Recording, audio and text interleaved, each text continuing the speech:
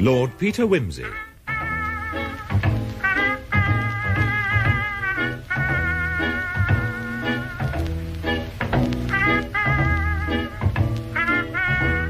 Starring Ian Carmichael as Lord Peter, with Carlton Hobbs as the judge, Charlotte Mitchell as the Dowager Duchess, and Anne Bell as Harriet Vane. Strong Poison by Dorothy L. Sayers. Adapted in 6 episodes by Chris Miller. Episode 1, Old Bailey.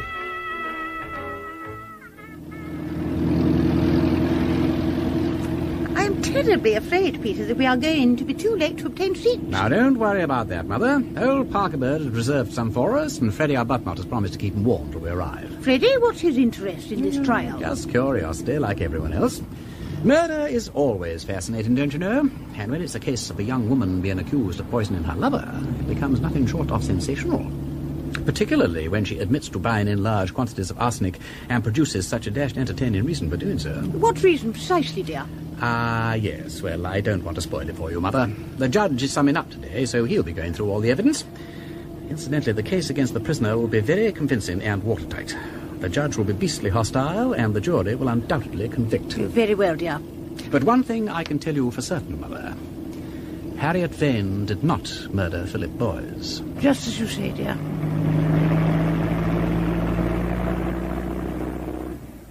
Members of the jury, you have listened with great patience to the evidence in this distressing case, and it is now my duty to sum up the facts and arguments which have been put before you so as to help you in forming your decision.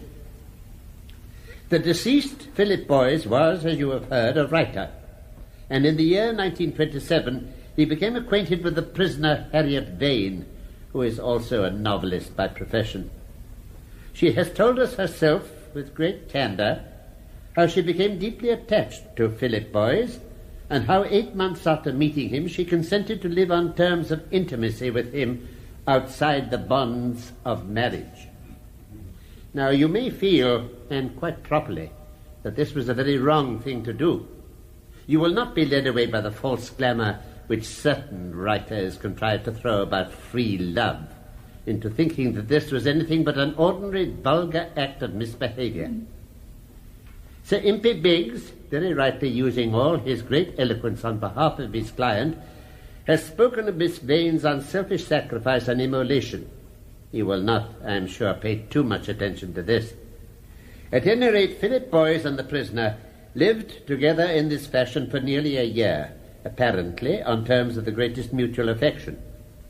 Nevertheless, in February 1929 there was a quarrel, and the couple separated. One of the curious features of this case is the reason assigned for this quarrel. As to that, the only evidence we have is the prisoner's own, given, you will recall, during cross-examination by the Attorney General. Now, Miss Vane, I would like, if I may, to take you back to that evening of February the 9th. Could you tell the court precisely what Mr. Boyes said to you after dinner? He made a suggestion which I found intolerably patronizing and insulting. And what was that? He asked me to marry him. Could you explain to the court, Miss Vane, why exactly you found a proposal of marriage so unwelcome? Because he'd made a fool of me. I'd never wanted to live with him outside marriage. He persuaded me to do so against all the religious principles I'd been brought up on. I saw no reason why we shouldn't have been married from the start. But he told me he was totally opposed to formal marriage. And I believed him. But it was all just a test. He just wanted to see whether I would be as slavishly devoted to him as his vanity required. And when he saw I was, he was prepared to condescend to marry me. I felt utterly humiliated. Surely that was not the sole cause of that evening's quarrel. Yes, it was. There must have been something else, some other grievance. He had been unfaithful to you, perhaps, or unkind. No. Very well. So, what was the upshot? I packed up all my things the next morning and left his house for good. I stayed with a friend for a week or so and then took a small flat of my own in Doughty Street. And did you see Mr. Boyes again before he died? Yes, once or twice at the houses of friends. These assignations... They weren't assignations. They were accidental encounters. Very well, these accidental encounters. Various prosecution witnesses have testified that there were at least 3 such.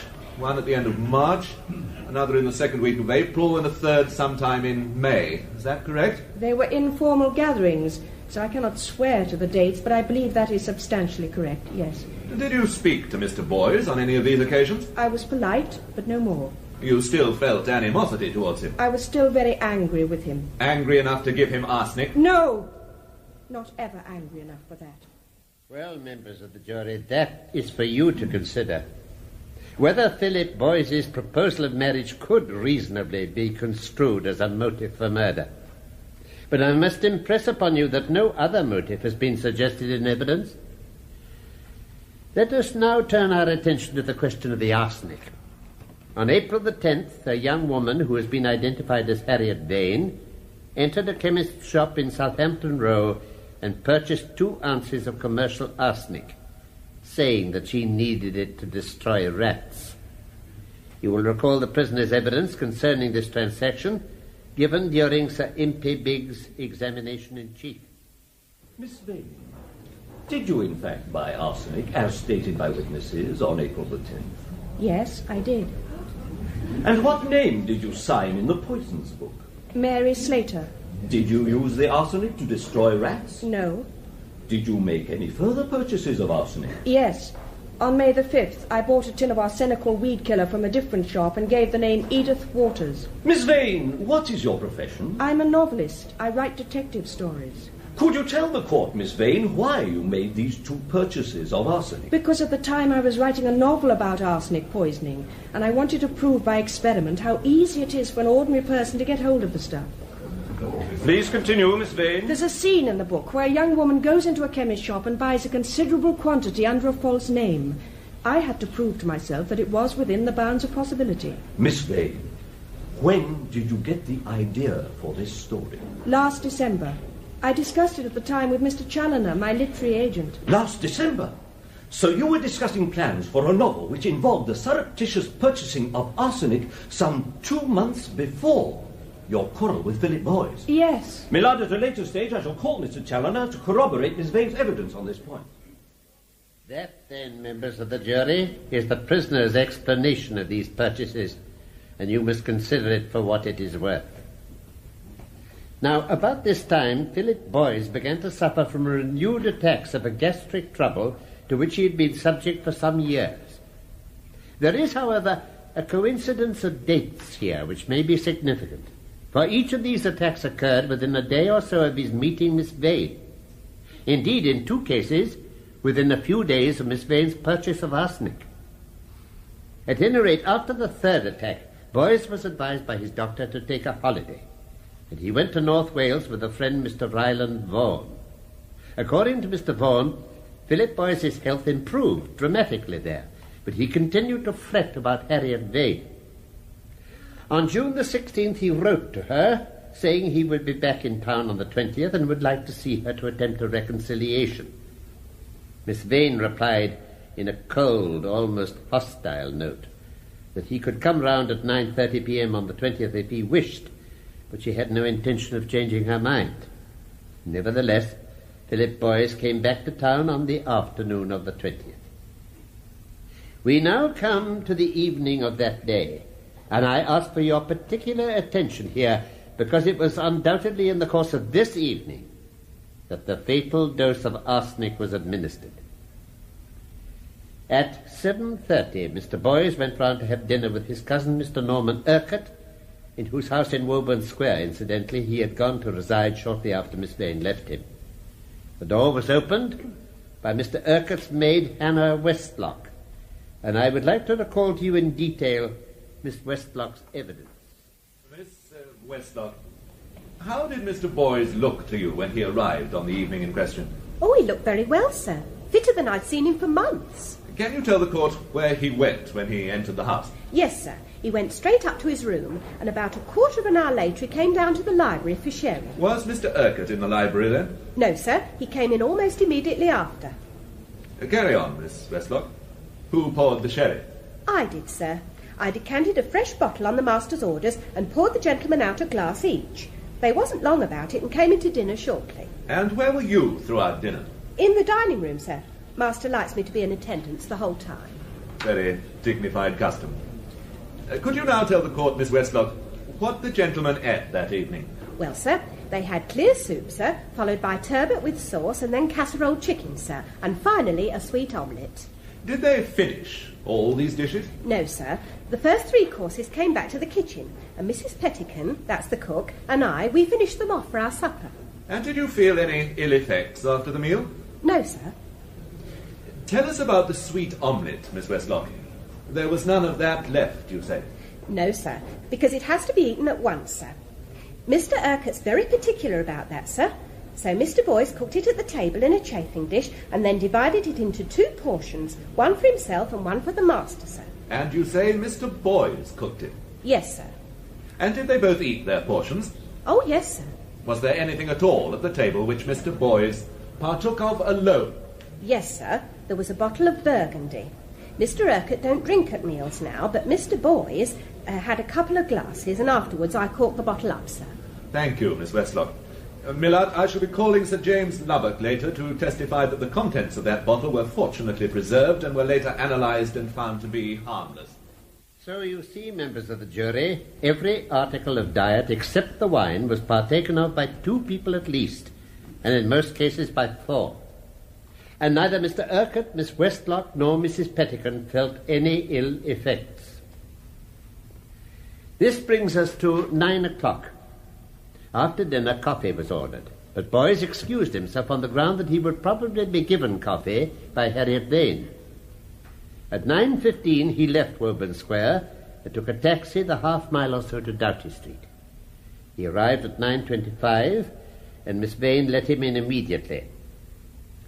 Now, as the interview was naturally a private one, we have no account of it to go upon, but that of the prisoner. You will remember what she said in cross-examination? Well, as I said, as soon as he'd come in and I'd closed the door, I offered him a cup of coffee. He said he'd love some, so I poured out 2 cups. He didn't take milk or sugar, and nor do I. I see. Miss Vane, could you tell the court where the coffee was standing? It was in a saucepan, the saucepan I'd made it in. Miss Vane, I have here a copy of a statement you made to Chief Inspector Parker on September the 30th.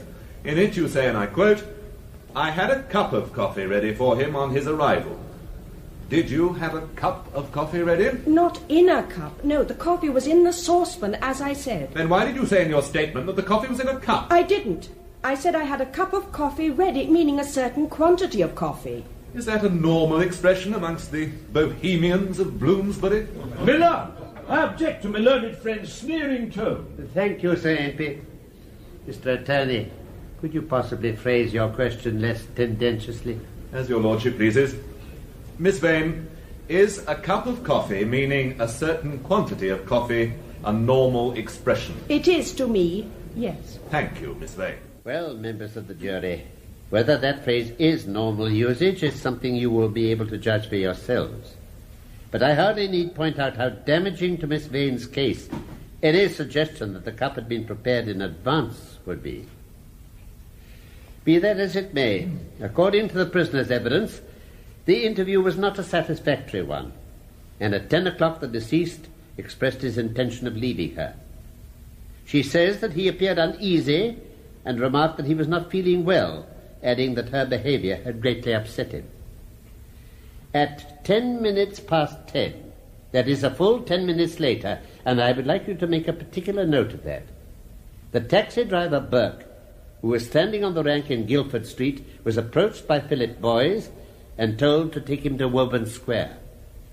When the taxi stopped before Mr. Urquhart's house, Boyce did not get out, and on opening the door to investigate, Burke found him huddled in the corner in agony.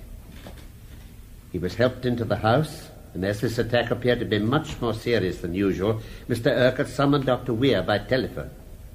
Before the doctor's arrival, the patient vomited violently and thereafter continued to vomit persistently. Dr. Weir diagnosed the trouble as acute gastritis and made up a soothing medicine to control the vomiting, but this unfortunately had little effect. The next morning, the patient's condition had deteriorated to such an extent that a nurse was called in. On the 22nd, he became weaker and lost consciousness, and at 3 o'clock on the morning of June the 23rd, he died. I will now adjourn the court for lunch.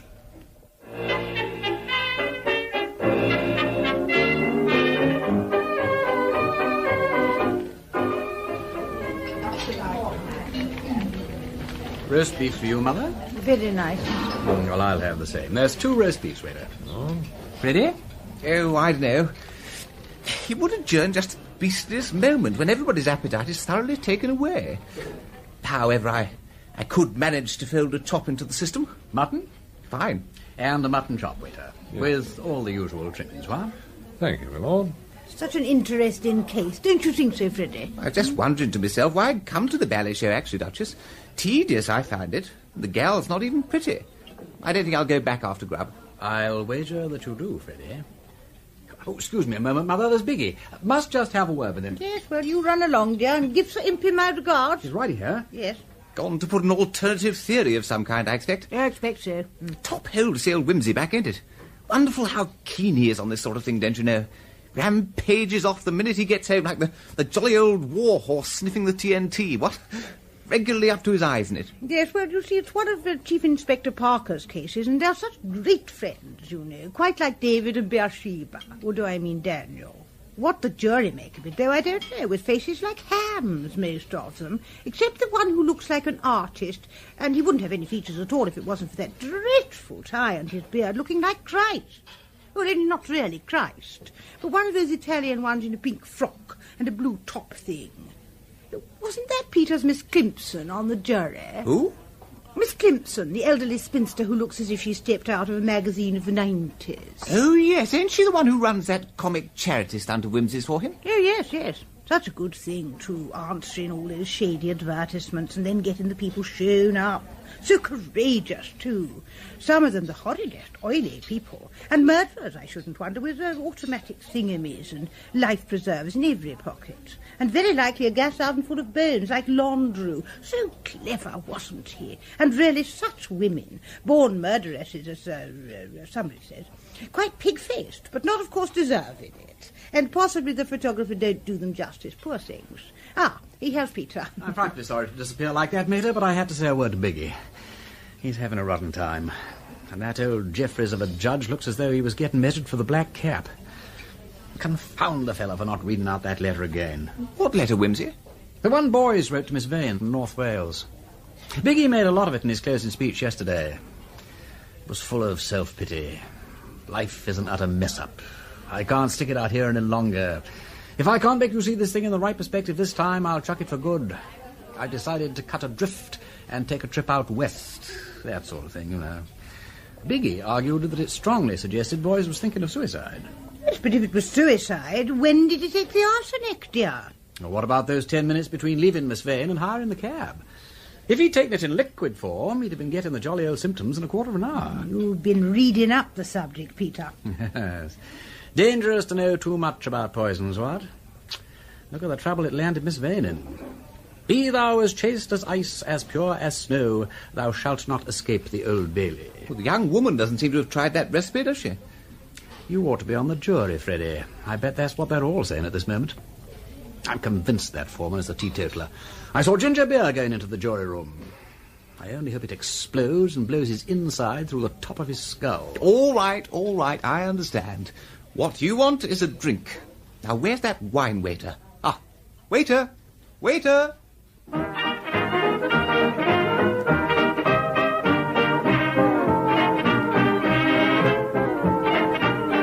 Members of the jury, Philip Boys died at 3 a.m. on the 23rd of June this year.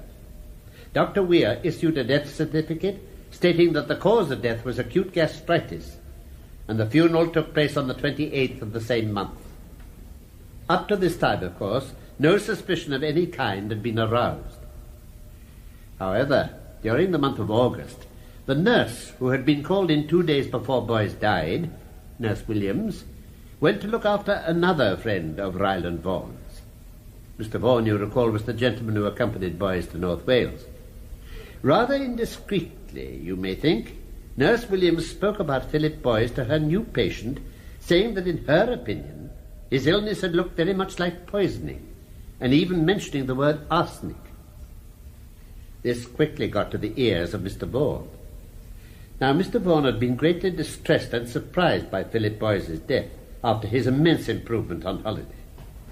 In addition, he felt that Harriet Vane had behaved badly, not only about the love affair, but particularly in not even attending the funeral. He therefore went to Dr. Weir and asked his opinion. Dr. Weir, while naturally upset to hear of any suggestion of poisoning, nevertheless had to admit that the symptoms of arsenical poisoning and acute gastritis are really indistinguishable. On hearing this, Mr. Vaughan at once wrote to Philip Boyce's father, suggesting an inquiry, and as you have heard, eventually the police were communicated with and an exhumation order obtained. We now come to the evidence of the distinguished analyst, Sir James Lubbock. Sir James, did you analyze the body of Philip Boyce for arsenic? I did. Could you tell the court what this involved? Certainly.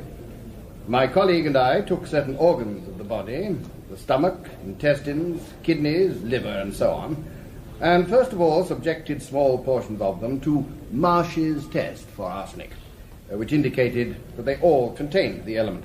Having established that arsenic was present, we then undertook a series of quantitative analyses and calculated from our results an approximate figure for the total weight of arsenic in the body. We then allowed for the amount of arsenic eliminated from the body. How was that done? Arsenic passes through the body extremely quickly under normal conditions, especially if taken with food or immediately following a meal, because the arsenic irritates the lining of the internal organs and speeds up the process of elimination. In this case, there was additional elimination through vomiting.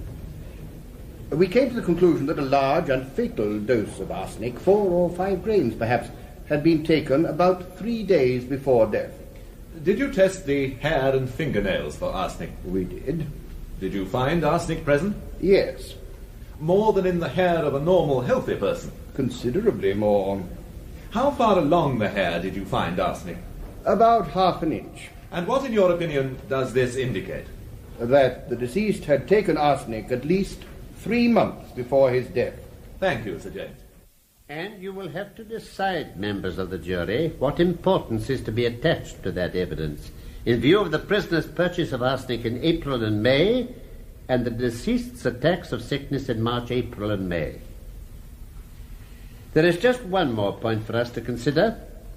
It has been suggested by the defence that Philip Boyce may have taken the arsenic himself after leaving Harriet Vane's flat. And they bring forward books which show that the onset of symptoms can take place in a very short time after taking the arsenic. As little as a quarter of an hour if the arsenic is in liquid form. You must therefore ask yourselves whether, after leaving Miss Vane's, Philip Boyce went to some quiet spot and took a dose of arsenic, which he must in that case have brought with him in anticipation of an unfavourable interview. But I must remind you here that the defence have brought no evidence to show that Philip Boyce ever bought any arsenic or had access to any. Well, I think that is the case as it is presented to you. This woman is charged with having murdered her former lover by arsenic. He undoubtedly did take arsenic, and if you are satisfied that she gave it to him with intent to injure or kill him, and that he died of it, then it is your duty to find her guilty of murder.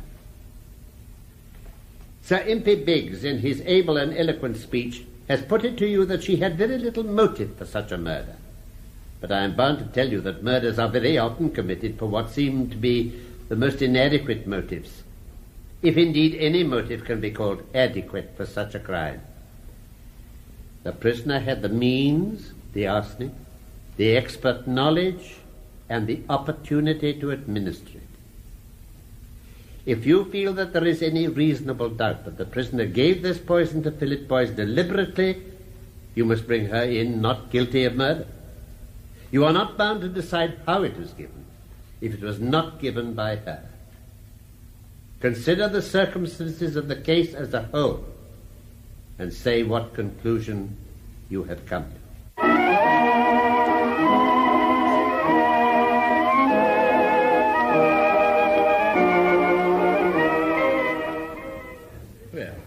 glad you stayed, Freddie? Not really. But I suppose I may as well wait for the verdict now.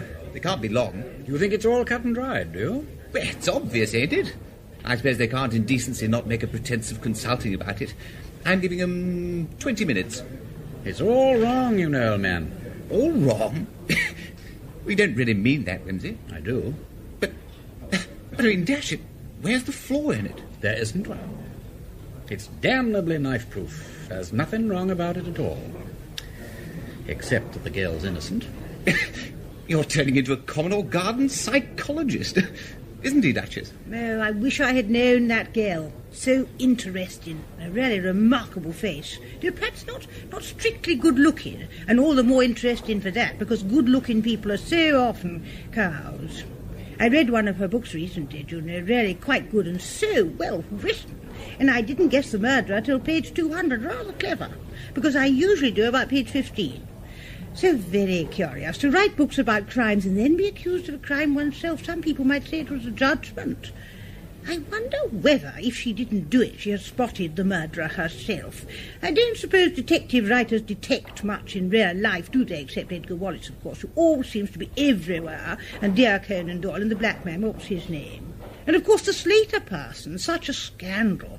Oh, though now I come to think of it, that was in Scotland, where they had such very, very odd laws about everything, particularly getting married. Well, I suppose we shall soon know now, not the truth, necessarily, but what the jury have made of it. Their 20 minutes is up, dash it.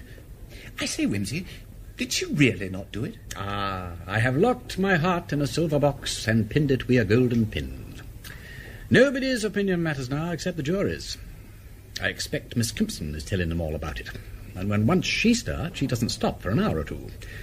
She has a militant high church conscience of remarkable staying power, and a person who can believe in all the articles of the Christian faith ain't going to boggle over a trifle of adverse evidence.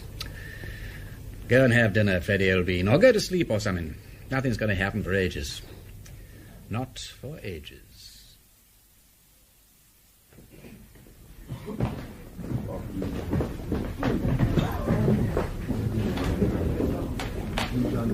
Wake up, Freddie. They're coming, my own, my sweet. Were it never so airy a tread. What? Good Lord, you've been out 5 hours. Look at their faces. Yes, they say if it's going to be guilty, they never look at the prisoner. And they're all looking at the floor, except Miss Kimpson. You're wrong, Wimsey. Sorry, old man. Members of the jury, have you all agreed upon your verdict? I'm sorry to say that we find it impossible to come to an agreement. Do you think that with a little more time you may be able to reach an agreement? I'm afraid not, my lord. I see no prospect at all of our ever agreeing. Can I assist you in any way? No, thank you, my lord. We quite understand the evidence, but we cannot agree about it. You're quite sure? I do not wish to hurry you in any way. I'm quite prepared to wait here as long as you like. We shall never agree, my lord. Not if we was to stay here till doomsday. That is very unfortunate. But in that case, of course, there is nothing for it but to discharge you and order a fresh trial. Oh, good old Miss Kimpson. She's done it. Oh, good egg. Excellent, excellent egg. We've got another chance.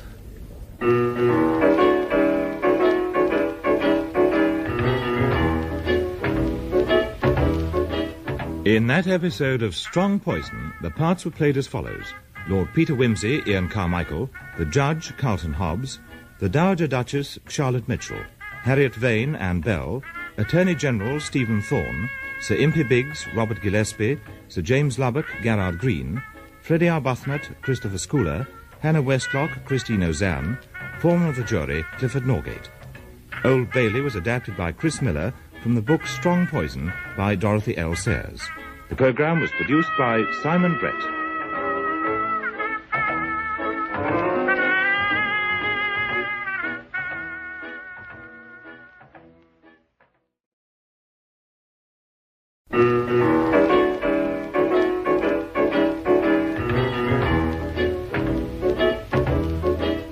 Lord Peter Wimsey.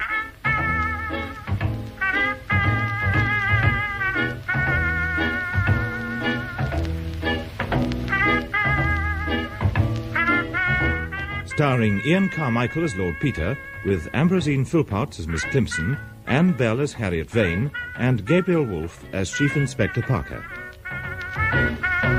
Strong Poison by Dorothy L. Sayers, adapted in 6 episodes by Chris Miller. Episode 2, 10 Minutes in Bloomsbury. The trial of crime novelist Harriet Vane for the murder of her former lover Philip Boyes has ended with the jury failing to agree. The next afternoon, Lord Peter Wimsey, convinced of Miss Vane's innocence, goes round to see his colleague in detection, Miss Catherine Climpson, who, as it happens, was one of the members of the jury. Well, it was me that caused the trouble mostly, I'm afraid, Lord Peter. I simply couldn't in conscience say she had done it when I was sure that she hadn't. Now could I? Even when the evidence against her was so strong. But 2 of the others most bravely backed me up later. Which 2 were they, Miss Climpson, if you don't mind my asking? The stout, prosperous-looking woman and the artist with the beard. Ah, yes, I'm not surprised about him. At least he understood the kind of life Miss Vane and Boyes had been living. The Bohemians of Bloomsbury, as the Attorney-General called them. But what made the stout party resist the weight of the evidence? Well, first of all, she didn't think the case was proven. She maintained the poor man could have taken the arsenic himself, or his cousin could have given it to him. Then she said she thought Miss Vane might have done it, but she wouldn't really hang a dog on medical evidence. And then I think she was preparing to vote with the majority when she suddenly took an intense dislike to the foreman because he tried to bear her down by his male authority. So finally, she voted with me. Splendid. Well, the important thing is, Miss Climpson, you've given us another chance. The retrial won't be for about a month, so we've got 4 weeks to come up with some fresh evidence. 4 weeks. Yes, that isn't much time, is it? I don't know where to begin. More tea. Thank you. The only thing to do, therefore, is to begin at the beginning. Why do people kill people? I really don't know. It's so dangerous as well as so terribly wicked. One wonders that anybody has the effrontery to undertake it. And very often they gain so little by it. That's what I mean. What do they set out to gain? Of course, some people seem to do it for the fun of the thing, like that German female, what's her name, who enjoyed seeing people die. Oh, such a strange taste. You know, dear Lord Peter, it has been my melancholy duty to attend many deathbeds, and though a number of them, such as my dear father's, were most Christian and beautiful, I could not call them fun. Of course, people have very different ideas of fun, and personally I've never cared for George Robey, though Charlie Chaplin always makes me laugh. Still, you know, there are disagreeable details attending any deathbed, which one would think could hardly be to anyone's taste, however depraved. I quite agree with you, but it must be fun in one sense to feel that you can control the issues of life and death, don't you know? Don't say that, Lord Peter, even in jest. Oh, righty-ho. Let's dismiss homicidal mania from our minds, then. What else do people kill for? Well, there is passion, for I should not like to call it love when it's so unregulated. That is the explanation put forward by the prosecution. The passion of hate that so often succeeds the passion of love at the end of an affair. I don't accept it, Miss Climpson. Not for Miss Vane. Certainly not. But it might be possible, might it not, that there was some other unfortunate young woman who was attached to this Mr. Boyes and felt vindictively towards him? Yes, or a man who was jealous. But the time is the difficulty. But there are those 10 minutes unaccounted for, from when he left Miss Vane in Doughty Street till he hired the taxi in Guildford Street. Might he not have entered some public house for refreshment and there met an enemy? By Jove, that's a possibility. But it's rather a coincidence, ain't it? Still, it's worth looking into. Let's go on to the next motive, and that is money. Ah, well, plenty of possibilities there. I feel him better already, Miss Climpson. Fitter and brighter in every way. Either I'm getting a line on the thing, or else it's your tea. That's a good, stout-looking pot. Has it got any more in it? Yes, indeed. My dear father used to say I was a great hand at getting the utmost out of a teapot. The secret is to fill up as you go and never empty the pot completely. Oh, thank you. Finally, then, inheritance. Had he anything to leave? Yes, well, not much, I should think. I met his publisher at the trial, and although Boys's books are selling very well now, succès de scandale, don't you know, it's pretty clear who's going to get the bulk of the profits. I shouldn't think there's much money in the family either. Still, you never know. Anything else? We should not overlook the possibility of self-destruction, Lord Peter. Suicide, yes. That is what I'm really rather inclined to believe in fact. Arsenic is tomfool stuff to commit suicide with, but it has been done. Only where is the bottle? The bottle? Well, if he took the stuff sometime in those 10 minutes between Doughty Street and Guildford Street, he must have been carrying it in something. It might be in a paper if he took the powdered form, though that would be awkward. But neither a bottle nor any paper was found on him, so he must have chucked it away. I do loathe suicides. They're so difficult to prove. Oh, well, faint heart never won so much as a scrap of paper, so we must work at it. Certainly we must. Will you reserve the best efforts of yourself and your staff, Miss Climpson? I may need you soon. Meanwhile, I'm going to prison. Lord Peter, whatever do you mean? The defence is getting me passed into Holloway as part of their outfit. Tomorrow morning, Miss Climpson, I meet the prisoner, face to face.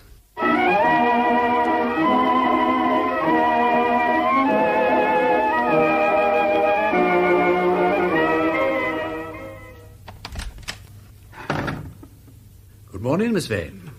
Good morning. Please, sit down.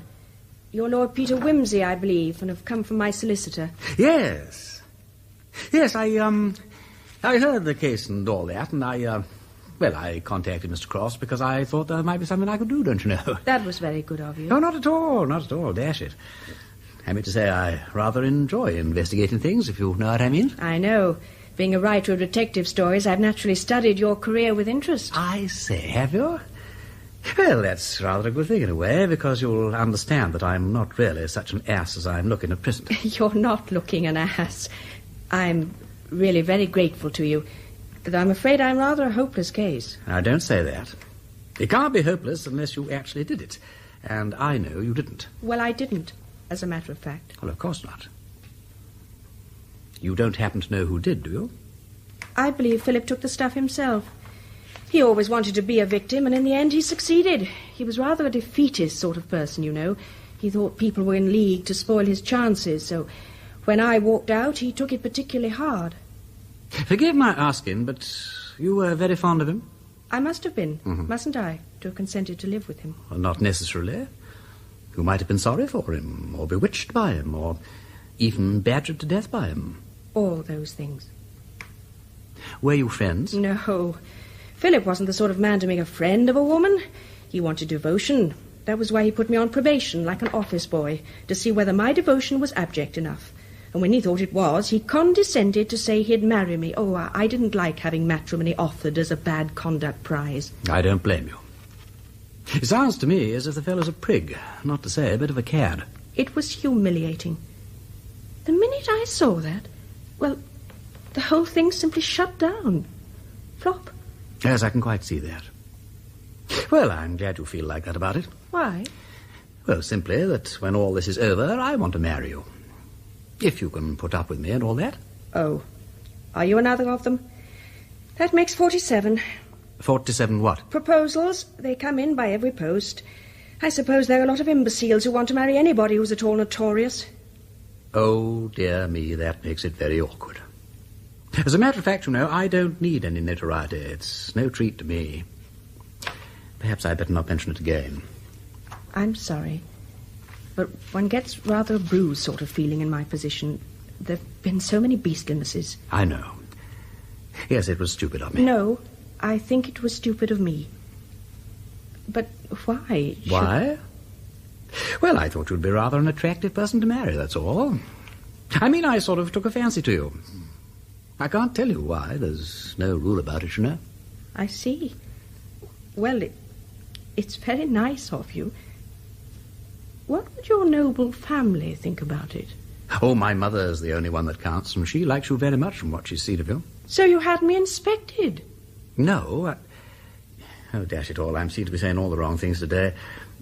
I was absolutely stunned that first day in court, and I rushed off to my mater, who's an absolute dear and the kind of person who really understands things, and I said, look here. Here is the absolutely one and only woman, and she's been put through a simply ghastly, awful business, and for God's sake, come and hold my hand. You simply don't know how foul it was. That does sound rather rotten. I'm sorry I was brutal. You are bearing in mind that I've had a lover, aren't you? Oh, yes. So have I, if it comes to that. In fact, several. It's the sort of thing that might happen to anyone. I can produce quite good testimonials. I'm told I make love rather nicely. Only I am at a disadvantage at the moment. One can't be very convincing at the other end of a table with someone looking in at the door. I'll take your word for it. But it seems very probable I shall not survive to make the experiment. Now, don't be so damn discouraging. I have already carefully explained to you that this time I am investigating the business. Anyone would think that you had no confidence in me. People have been wrongly condemned before now. Exactly. Simply because I wasn't there. Oh, by the way, I don't positively repel you or anything like that, do I? Because if I do, I'll take my name off the waiting list at once. No, you don't repel me. Oh, I'm glad of that. Any minor alterations, like parting the old mane or growing a toothbrush or cashier in the eyeglass, I shall be happy to undertake if it suits your ideas. Please, don't alter yourself in any particular. You really mean that? Well, I suppose I ought to be going. You will think it over, won't you? If you have a moment to spare. Only don't hesitate to say if you think you couldn't stick it at any price. I'm not trying to blackmail you into matrimony, you know. Well, cheer, frightfully ho and all that. I shall now proceed to Scotland Yard in order to undermine the confidence of my old friend Chief Inspector Parker. I'll call again, if I may. I'll give the footman orders to admit you. You will always find me at home.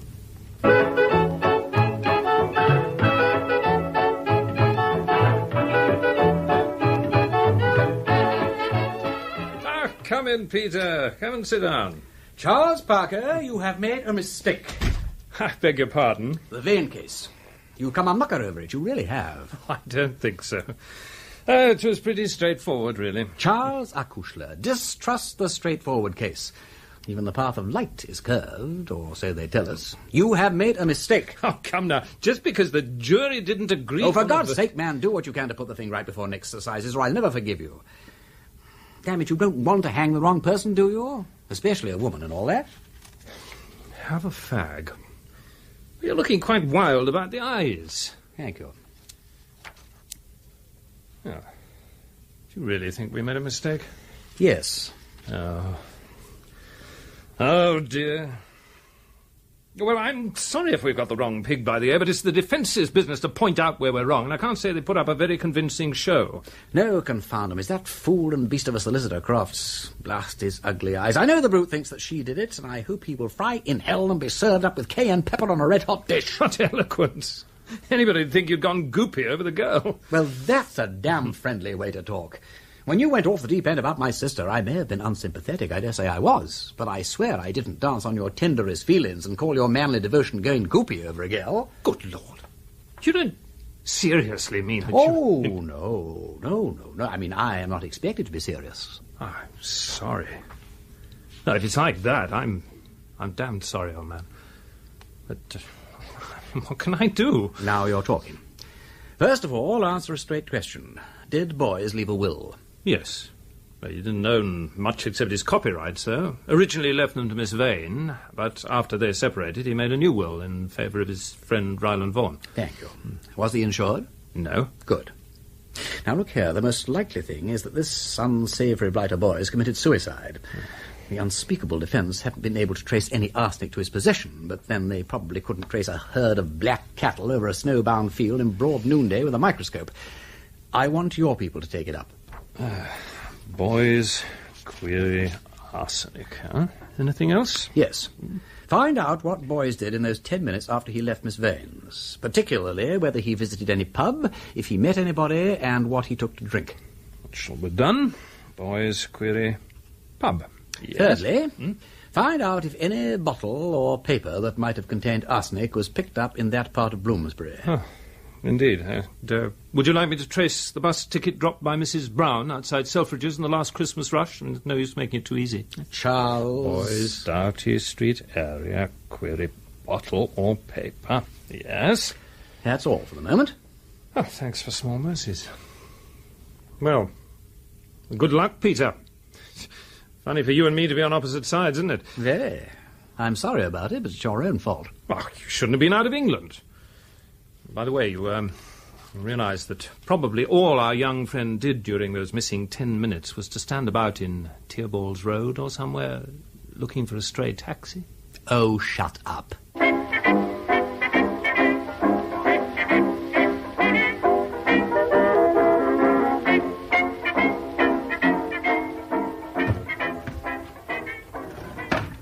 So you've reappeared? Good Lord, yes.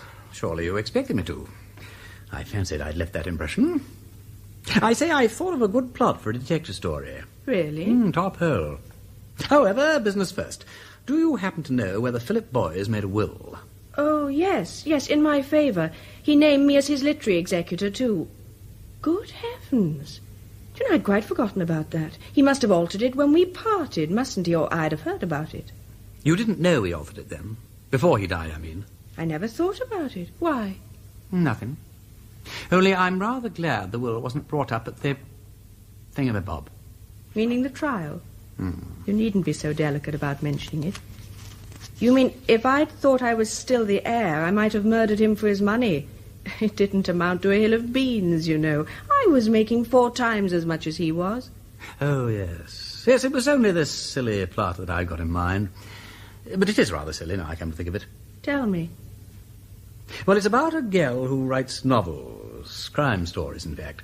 And she has a friend who also writes. Neither of them bestsellers, you know, but just ordinary novelists. Anyway, the friend makes a will, leaving his money, receipts from books and so on, to the girl. And the girl, who has got rather fed up with him, you know, thinks of a grand scoop that will make both of them bestsellers. She polishes him off by the same method she has used in her latest thriller. A daring stroke. Yes. And, of course, his books immediately do become bestsellers, and she grabs the pool. But don't you think it would be a little dangerous? She might even be suspected of the murder. Then her books will become bestsellers, too. Only possibly she wouldn't live to enjoy the profits. That, of course, is the snag. But as an experienced mystery-monger, couldn't you think of a way around that? Yes. There's somebody she wishes to benefit. Say, a father, mother, sister, lover, or cause that badly needs money. She makes a will in his, her, or its favour, and lets herself be hanged for the crime, knowing that the beloved object will then come in for the money. How's that? Great. Only wait a minute. They wouldn't give other friends money, would they? You're not allowed to profit from a crime. Oh, hang. Yes, that's true. No, look. If she made all her possessions over by deed of gift immediately after the murder, that would include the friend's money. It would then all go direct to the beloved object, and I don't believe the law could stop it. See here, you are not safe. You're too clever by half. But I say it's a good plot, isn't it? It's a winner. Shall we write it? By Jove, let's. Only, you know, I'm afraid we shan't get the chance. You are not to say that. Of course we're going to write it. Damn it, what am I here for? To prove your innocence, that what? And how are you progressing in that direction? Slowly. But this evening I'm going to meet the one person who did benefit from Philip Boyes' will. Ryland Vaughan. Good heavens. He's an obnoxious ass, but you don't think he killed Phil? No, I'm still working on the suicide theory. I just want to know what Mr. Vaughan thinks. Do you know him? Not yet.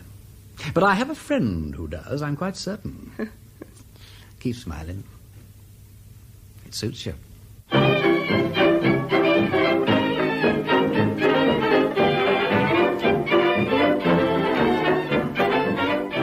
Putting you through. Hello? Hello, Marjorie. Yes? Marjorie, this is Peter Wimsey. How goes it? Oh, fine, thanks. Glad to hear your melodious voice again. What can I do for the Lord High Investigator? Do you know one Vaughan who's mixed up in the Philip Boyes murder mystery? Oh, Peter, are you on to that? How gorgeous. Which side are you taking? For the defence. Hooray! Why this pomp of jubilee? Oh, well, it's much more exciting and difficult, isn't it? Yes, well, I'm afraid it is. Do you know Miss Vane, by the way? Certainly. Like her? Yes. Like him? Boys, I mean. Never stirred a heartbeat. And what's Vaughan? Oh, hanger-on, house dog. Nothing must interfere with the expansion of my friend the genius, that sort. Do you want to meet him? If it's not too much trouble. Well, turn up tonight with a taxi and we'll go and look for him. I expect we'll find him at the Kropotki's. There's usually a party there. They're Bolshevik and musical and their drinks are bad, but their Russian tea is safe. Rightio. I'll roll round about 9 then. Cheerio.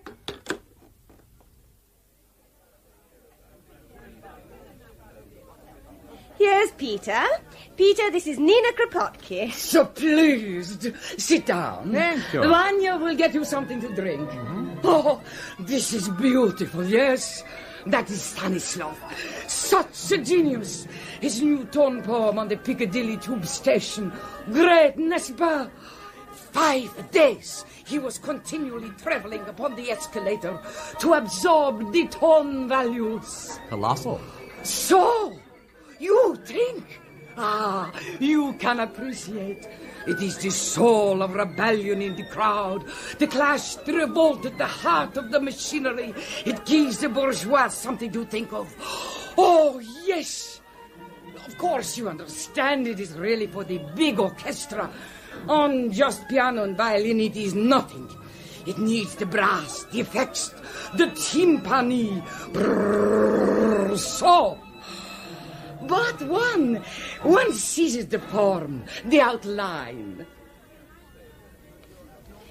Ah, it finishes superb, magnificent. Let's have some tea. Tea. Peter, come and talk to Ryland Vaughan. I've got him in a corner and told him you're a tremendous admirer of Philip Boyce's books. Have you read them? Some of them, but I think I'm getting lightheaded. Well, you'll feel worse in an hour or so. You'd better come now. Ryland, this is Lord Peter Wimsey. Peter Ryland Vaughan. Hello. Hello. Hell of a place, eh? Hell of a business altogether. I only come here because Philip used to come here. Habit, you know.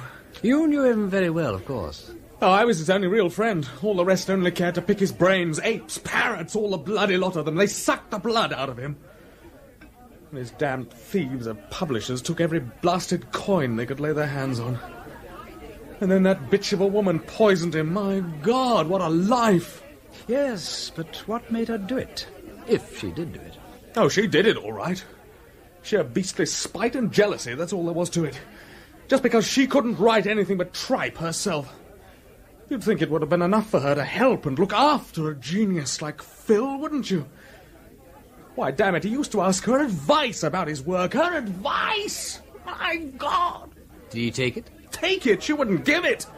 Told him she never gave opinions on other authors' work. Other authors! The impudence of it! Oh, of course it was hopeless from the start for Philip to get entangled with that kind of a woman. Genius must be served, not argued with. But he was infatuated. And then to want to marry her. Why did he? Remains of parsonical upbringing, I suppose. It was really pitiful. Besides, that fellow Urquhart did a lot of mischief. You know him, the cousin. No. Oh, well, he got hold of him about 2 years ago, asked him to dinner, that sort of thing. Put up to it by the family, I imagine. Well, the minute I saw him, I knew he was out to ruin Philip, body and soul. Oh, well. No use crying about it now. His work is left, and that's the best part of him. Oh, but when one thinks what might have been... Tragic. By the way, you were with him all that last day till he went to his cousin's. You don't think he had anything on him in the way of poison or anything? I don't want to seem unkind, but he was unhappy. It would be rotten to think that No, that I'd swear he never did. He would have told me he trusted me in those last days. And besides, he wouldn't have chosen that way. Why should he? I could have given him hyoscine, veronal, all that sort of thing. He said once, if ever I want to go out, Ryland, you'll show me the way. And I would have, if he'd really wanted it. But arsenic? Philip, who loved beauty so much, do you think he'd have chosen arsenic, the suburban poisoner's outfit? That's absolutely impossible. Absolutely impossible.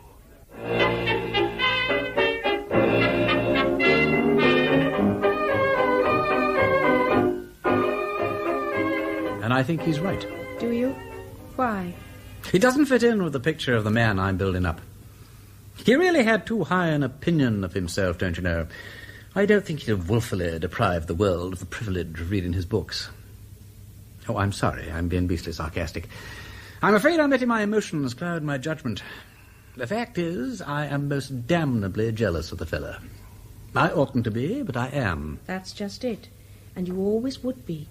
But look here, if you married me, I shouldn't be jealous, because then I should know you really like me and all that. You think you wouldn't be, but you would. Should I? Oh, surely not. It's just the same as if I married a widow. Are all second husbands jealous? I don't know. But it's not quite the same. You'd never really trust me, and we would be wretched. You wouldn't give me a square deal. No man ever does. Never? Well, hardly ever. Well, that would be rotten. Of course, if I turned out to be that sort of idiot, things would be pretty hopeless. I say, couldn't you manage to be a bit jealous of me in return? I wish you would, because it would prove you took a bit of interest in me. Shall I give you some details of my hideous past? Please don't. Why not? I don't want to know about all the other people. Don't you, by Jove? I think that's rather hopeful. I mean, if you just felt like a mother to me, you would be anxious to be helpful and understanding. I loathe being helped and understood. And after all, there was nothing in any of them. Except Barbara, of course. Who was Barbara? Oh, girl. I owe her quite a lot, really. When she married the other fellow, I took up sleuthing as a cure for wounded feelings, and it's really been great fun taking it all in all. I even took a special course in Aristotelian logic for her sake. Good gracious. For the pleasure of repeating Barbara celerent Darii Ferio Baraliptum. Types of syllogism, don't you know? Ah. There was a kind of mysterious romantic lilt about the thing which was somehow expressive of passion. Many a moonlight night have I murmured it to the nightingales which haunt the gardens of St. John's. Though, of course, I was a Balliol man myself, but the buildings are adjacent. If anybody ever marries you, it'll be for the pleasure of hearing you talk piffle. A humiliating reason, but better than no reason at all. I used to piffle rather well myself, but it's got knocked out of me. You know, I was really meant to be a cheerful person. All this gloom and suspicion isn't the real me. I've lost my nerve somehow. No wonder, poor kid. But you'll get over it. Just keep on smiling and leave it to Uncle Peter. I admit the suicide in a Bloomsbury pub theory ain't looking so strong, but I'm now going to start investigating the cousin, the sleek Mr. Urquhart. I know the prosecution proved beyond cavil that everything boys ate at dinner that evening he ate too, but personally I'd like to hear it straight from the horse's mouth. Yes? A telephone message, my lord, from Scotland Yard. Oh, thank you.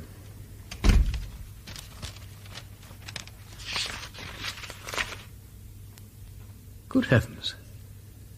Boys did go to a pub after all. Parker's found it. And he's on the track of a packet of white powder, too. Well, I'm dashed.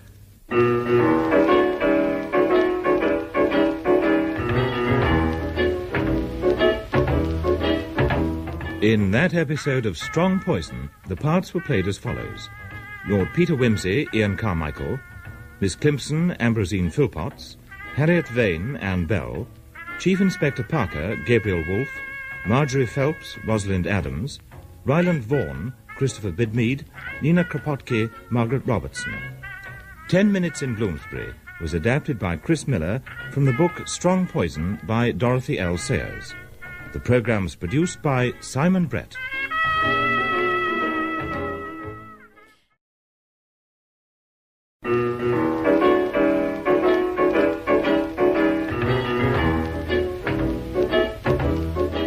Lord Peter Wimsey.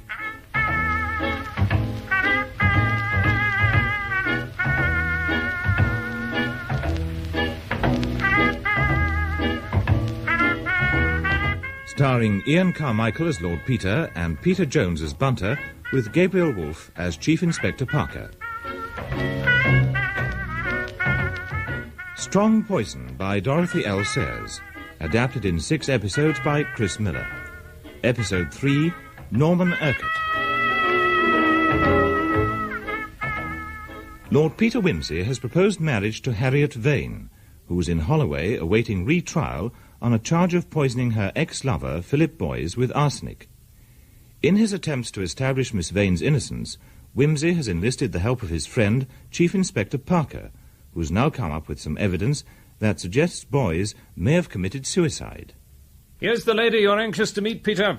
Mrs. Bullfinch. Allow me to introduce Lord Peter Wimsey. Oh, pleased, I'm sure. How do you do, Mrs. Bullfinch? Mrs. Bullfinch, before her union with Mr. Bullfinch last August, was the life and soul of the saloon bar at the Nine Rings in Gray's Inn Road. Known to all for her charm and wit. Oh, go on, you're a one, aren't you? Oh, don't you pay no attention to him, your lordship. You know what these police fellows are. Bad dogs. But I don't need his testimonials. I can trust my own eyes and ears, Mrs. Bullfinch.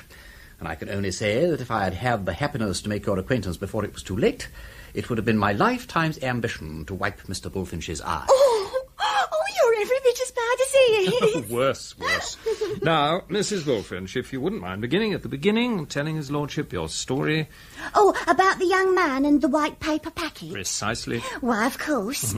Well, my lord, before I was married, I was barmaid at the Nine Rings in Gray's Inn Road, as the Chief Inspector says. Miss Montague I was then. It's a better name than Bullfinch, and I was almost sorry to say goodbye to it, but there, a girl has to make a lot of sacrifices when she marries, and one more or less is nothing to signify. Well, as I was saying, I was working there up to my marriage, and I remember one evening in June, it wasn't far off the longest day, June the 20th, I think. That's the evening we're interested in. I think it was then. But as to the time of night, that I can tell you for sure, knowing how keen you techs always are on the hands of the clock. It was 10:05.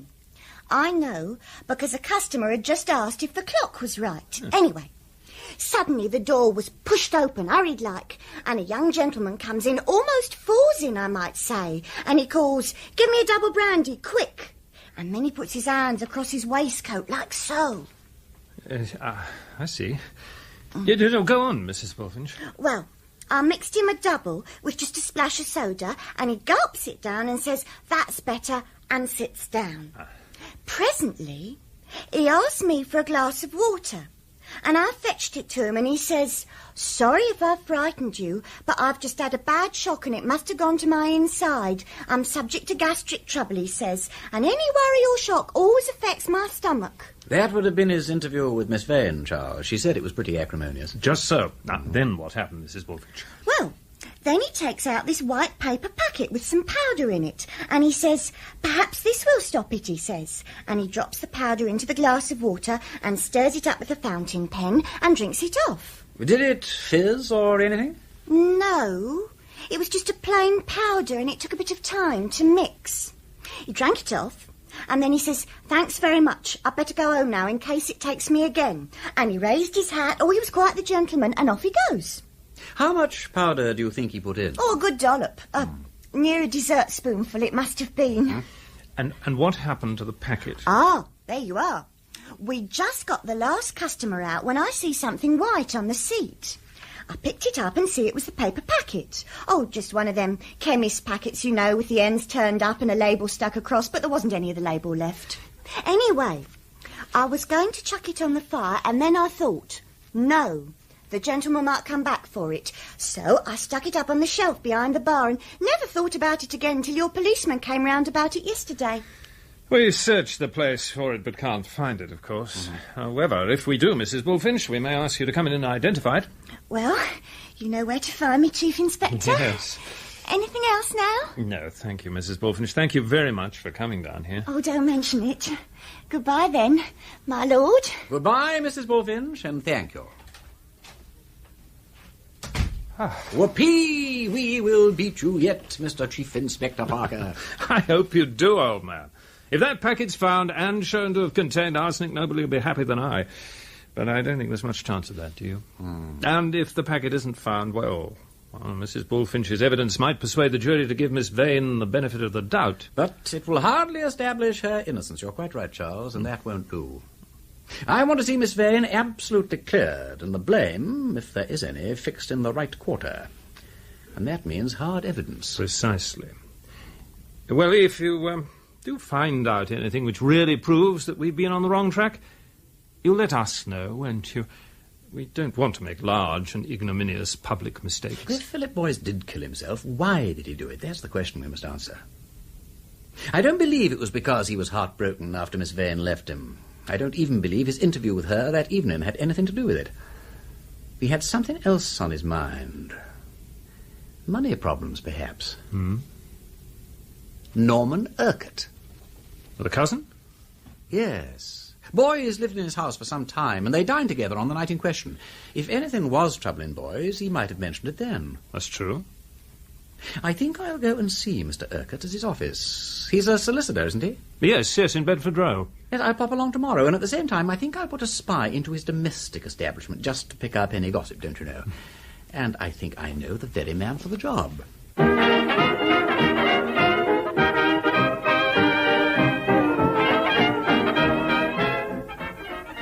Bunter? My lord? Bunter, do you feel at your brightest and most truly fascinating? Does a livelier iris, winter weather notwithstanding, shine upon the burnished Bunter? Have you got that sort of conquering feeling, the Don Juan touch, so to speak? My lord? You have a good, upstanding, impressive figure, if I may say so. A bold and roving eye when off duty, a ready tongue, and I am persuaded you have a way with you. What more should any cook or parlour-maid want? I am always happy to exert myself to the best of my capacity in your lordship's service. I am aware of it, Bunter. Morning by morning, my coffee is brought, my bath is prepared, my razor laid out, my ties and socks sorted, and my bacon and eggs brought to me in a lordly dish. No matter. This time I demand a more perilous devotion. Perilous for us both, my Bunter. For if you were to be carried away, a helpless martyr to matrimony... Who is the party, my lord? There are two of them. Two ladies lived in a bower, Binnery, oh, Binnery. They are part of the establishment at Mr. Norman Urquhart's house in Woburn Square. The parlour-maid is one Hannah Westlock, a woman in her 30s, I fancy, and not ill-favoured. The other is the cook, a fine woman, Bunter, on the mature side, but none the worse for that. Certainly not, my lord. If I may say so, the woman of ripe years and queenly figure is frequently more susceptible to delicate attentions than the giddy and thoughtless young beauty. True. Let us suppose, Bunter, that you were to be the bearer of a courteous missive to Mr. Urquhart. Could you, in the short space of time at your disposal, insinuate yourself, snake-like, as it were, into the bosom of the household? If you desire it, my lord, I will insinuate myself to your lordship's satisfaction. Noble fellow.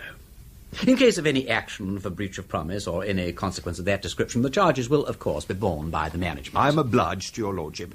When would your lordship wish me to commence? As soon as I've written a note to Mr. Urquhart, I will ring. Very good, my lord.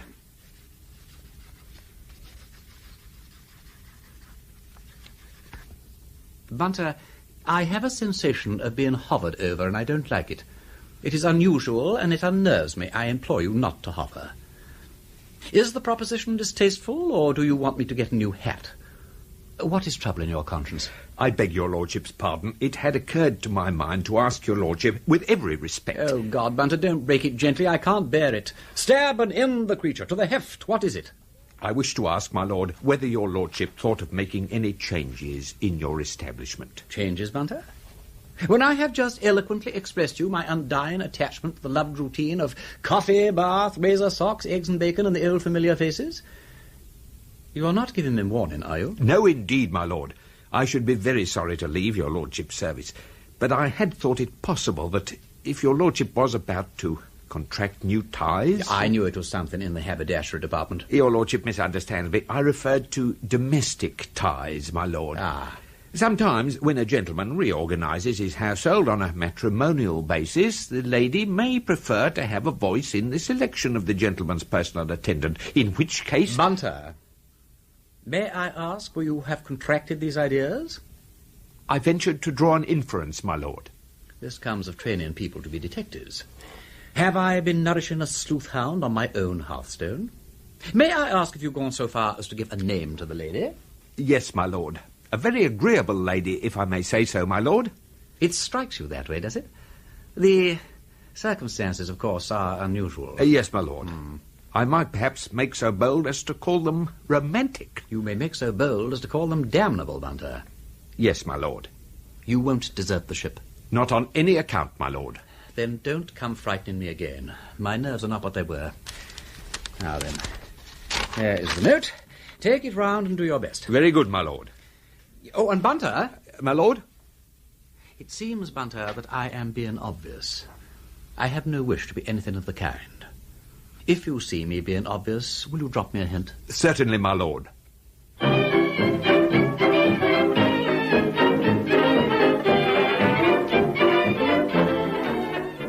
have another crumpet, do, Mr. Bunter. More tea won't be a moment. Thank you, Miss Westlock.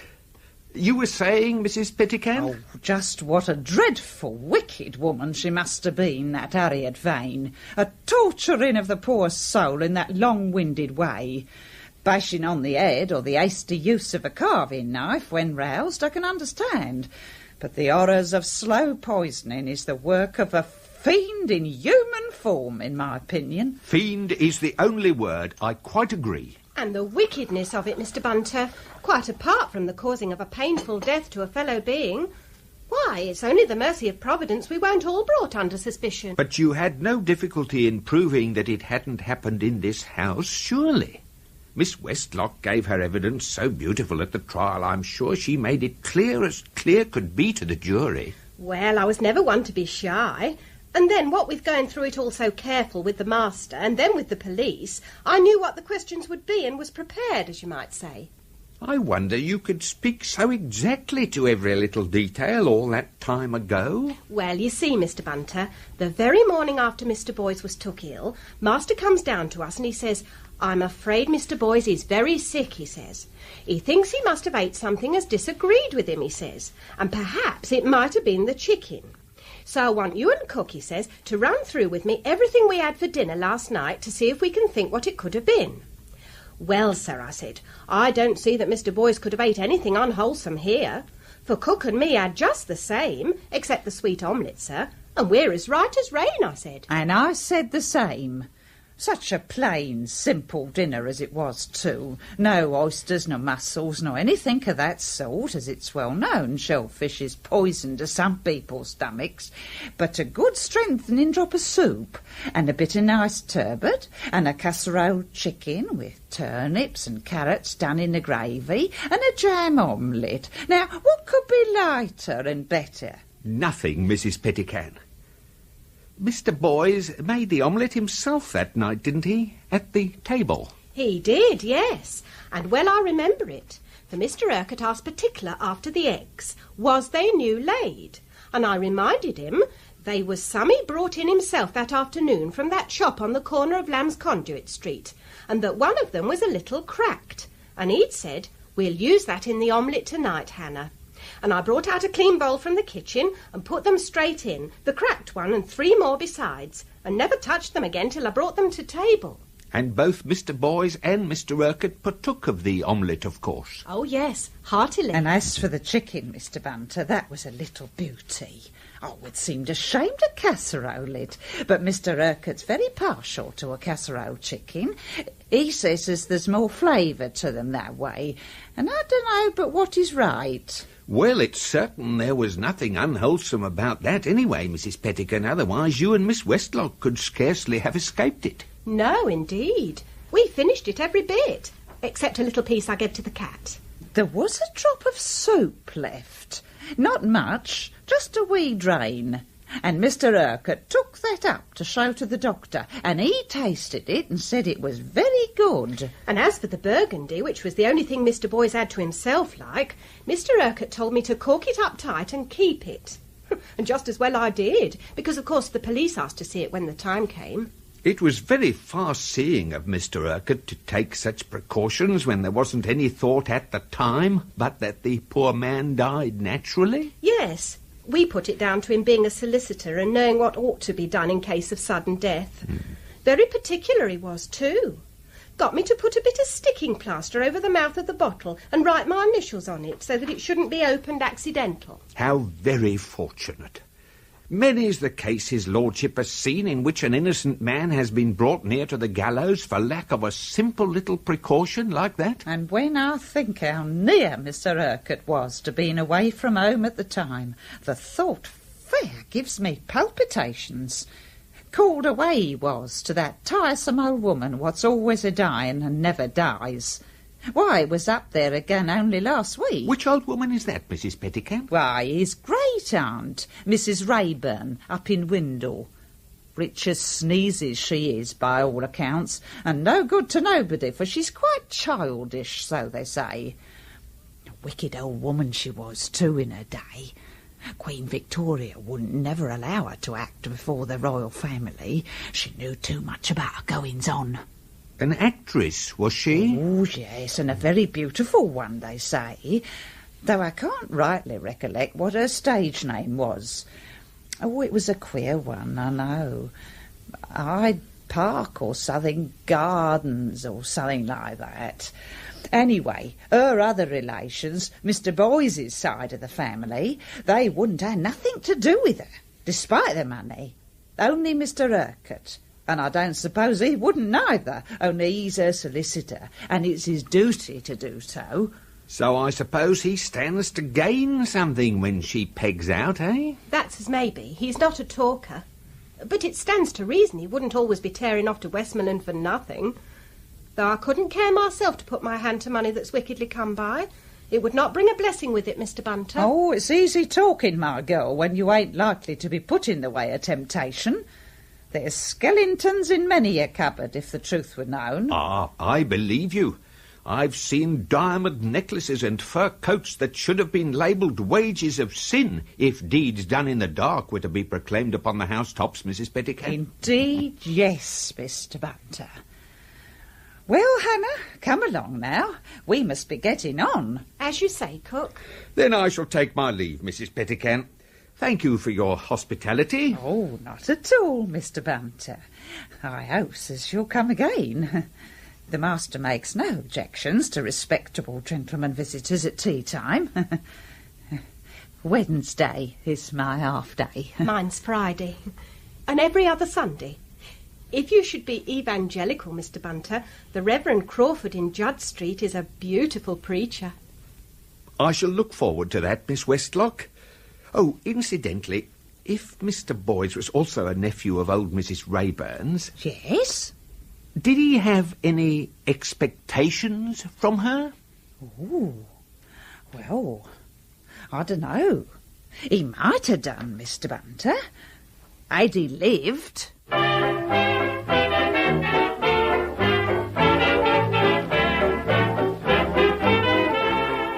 Mr. Urquhart will see you in just a moment, my lord, if you care to take a seat. Yeah, thank you. I trust you will excuse me if I return to my work, my lord. We are short of staff at the moment, our young lady clerk having just left us to get married, so there isn't a moment to spare in the office. Of course. Have you not tried getting temporary assistance? Oh, it's not easy to find anyone, my lord. Some of the work is... confidential, and an atmosphere of permanence is desirable. Lord Peter, I'm so sorry to have kept you. Won't you come in now? Thank you, Mr. Urquhart. Please sit down. Thank you. Now, what can I do for you?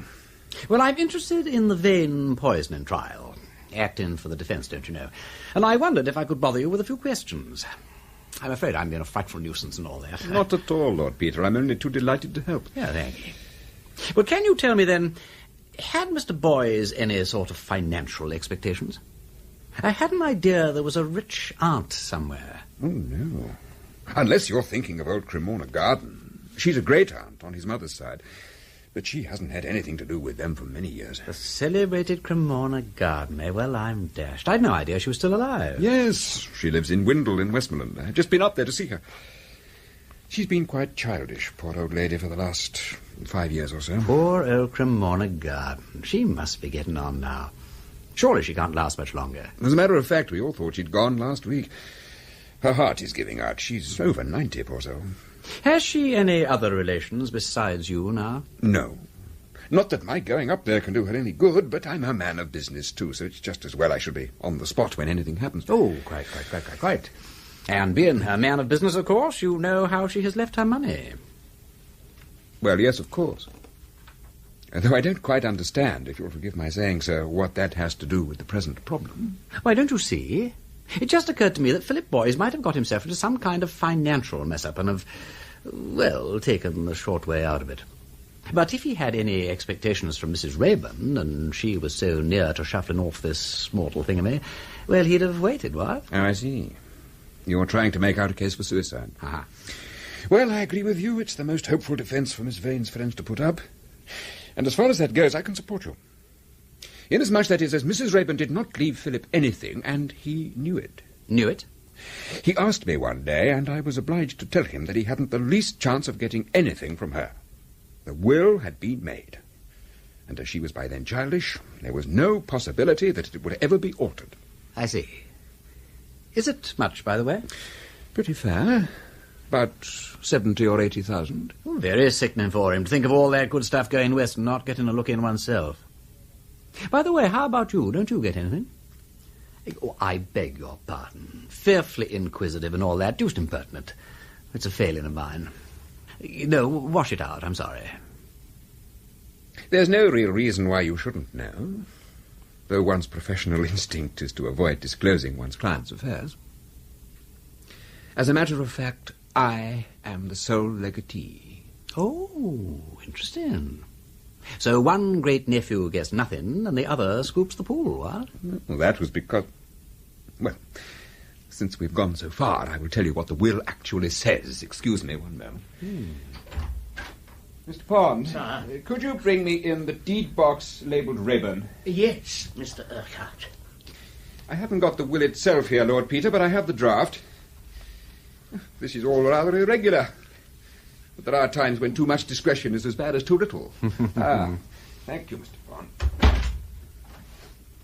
Now.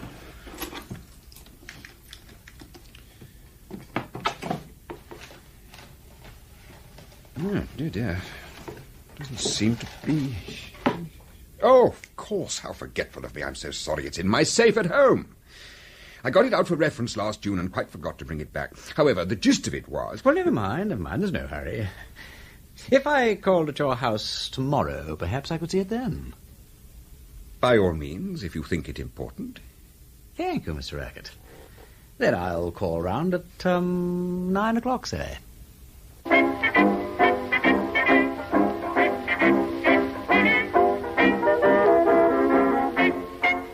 What is so dashed curious, Bunter, is that everybody is so remarkably helpful about this case. Particularly the sleek and fresh-faced Mr. Urquhart. They all cheerfully answer questions that one has no right to ask and burst into explanations in the most unnecessary manner. None of them seems to have anything to conceal. If Mr. Boyce committed suicide, my lord, surely none of them have anything to conceal. True, oh, Bunter. Well, I must patter along to Woburn Place and take a look at this jolly old will. Oh, by the way, there is a vacancy for a confidential female clerk at Mr. Urquhart's office. Could you ring Miss Climpson and ask her to send along one of her ladies? Just to pick up gossip, tell her. Oh, and not too much face powder, and skirts the regulation 4 inches below the knee. The last girl left to be married, and the head clerk's feeling anti-sex appeal. Very good, my lord. I'd better make quite clear the family connection of the Boyces and the Urquharts, Lord Peter, so that you will understand the will. All right, here.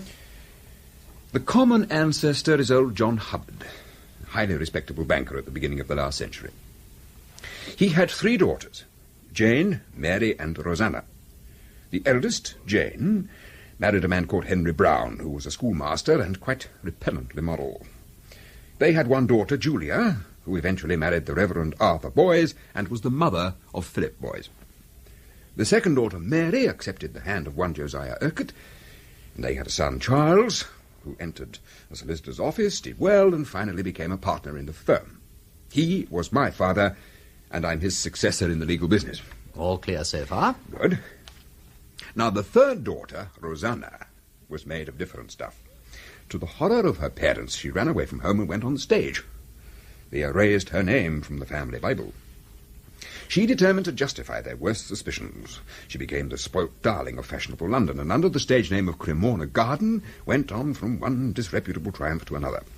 Well, the long and short of it was that the eldest sister Jane would have nothing to do with the family black sheep. My grandparents were less straight-laced and were polite in a distant kind of way, and in consequence she eventually put her business into my father's hands. Well, the old lady never forgot or forgave anything. The very mention of the boy's Brown connection made her foam at the mouth. Hence, when she came to make her will... Well, see for yourself. Yeah, thank you. March 14th, 1921. Oh, I see. Yes, here we are. All the rest of my property, whatsoever and wheresoever situated, I give to my great-nephew Norman Urquhart. And so on and so on. In token of gratitude shown to me by my said great-nephew Norman Urquhart and his father, the late Charles Urquhart, and to ensure that no part of my properties will come into the hands of my great-nephew Philip Boys or his descendants.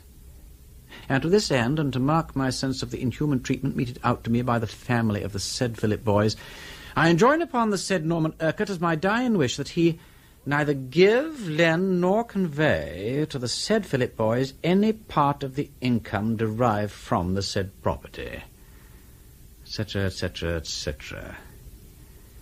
Oh, I see. Oh, that's pretty clear. And pretty vindictive. If Boys had been in any financial trouble, he couldn't even have expected help from you. Unfortunately not. I should have been morally bound to refuse. Quite. Well, thank you, Mr. Urquhart. I'm glad I've seen that, very glad. It makes the suicide theory a good deal more probable.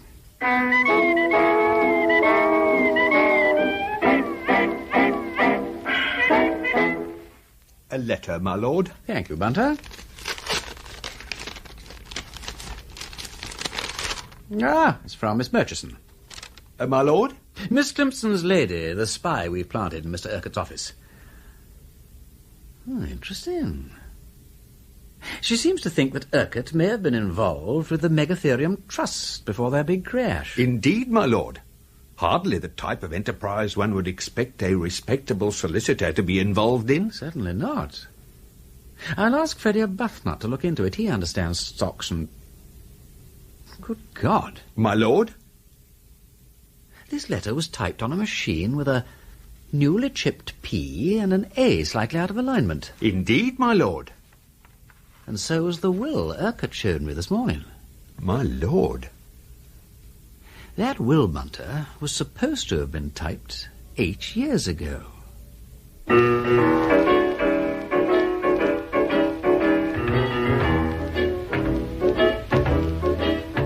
In that episode of Strong Poison, the parts were played as follows. Lord Peter Wimsey, Ian Carmichael; Bunter, Peter Jones; Chief Inspector Parker, Gabriel Wolfe; Norman Urquhart, John Pullen; Hannah Westlock, Christine Ozanne; Mrs. Bullfinch, Francis Jeter; Pond, Peter Woodthorpe; Mrs. Pettican, Anne Jameson. Norman Urquhart was adapted by Chris Miller from the book Strong Poison by Dorothy L. Sayers. The programme was produced by Simon Brett.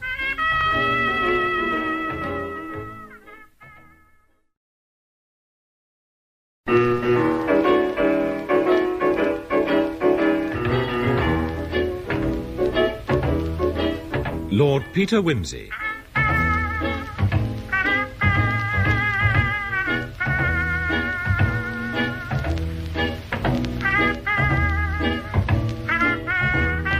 Starring Ian Carmichael as Lord Peter, with Charlotte Mitchell as the Dowager Duchess and Gabriel Wolfe as Chief Inspector Parker.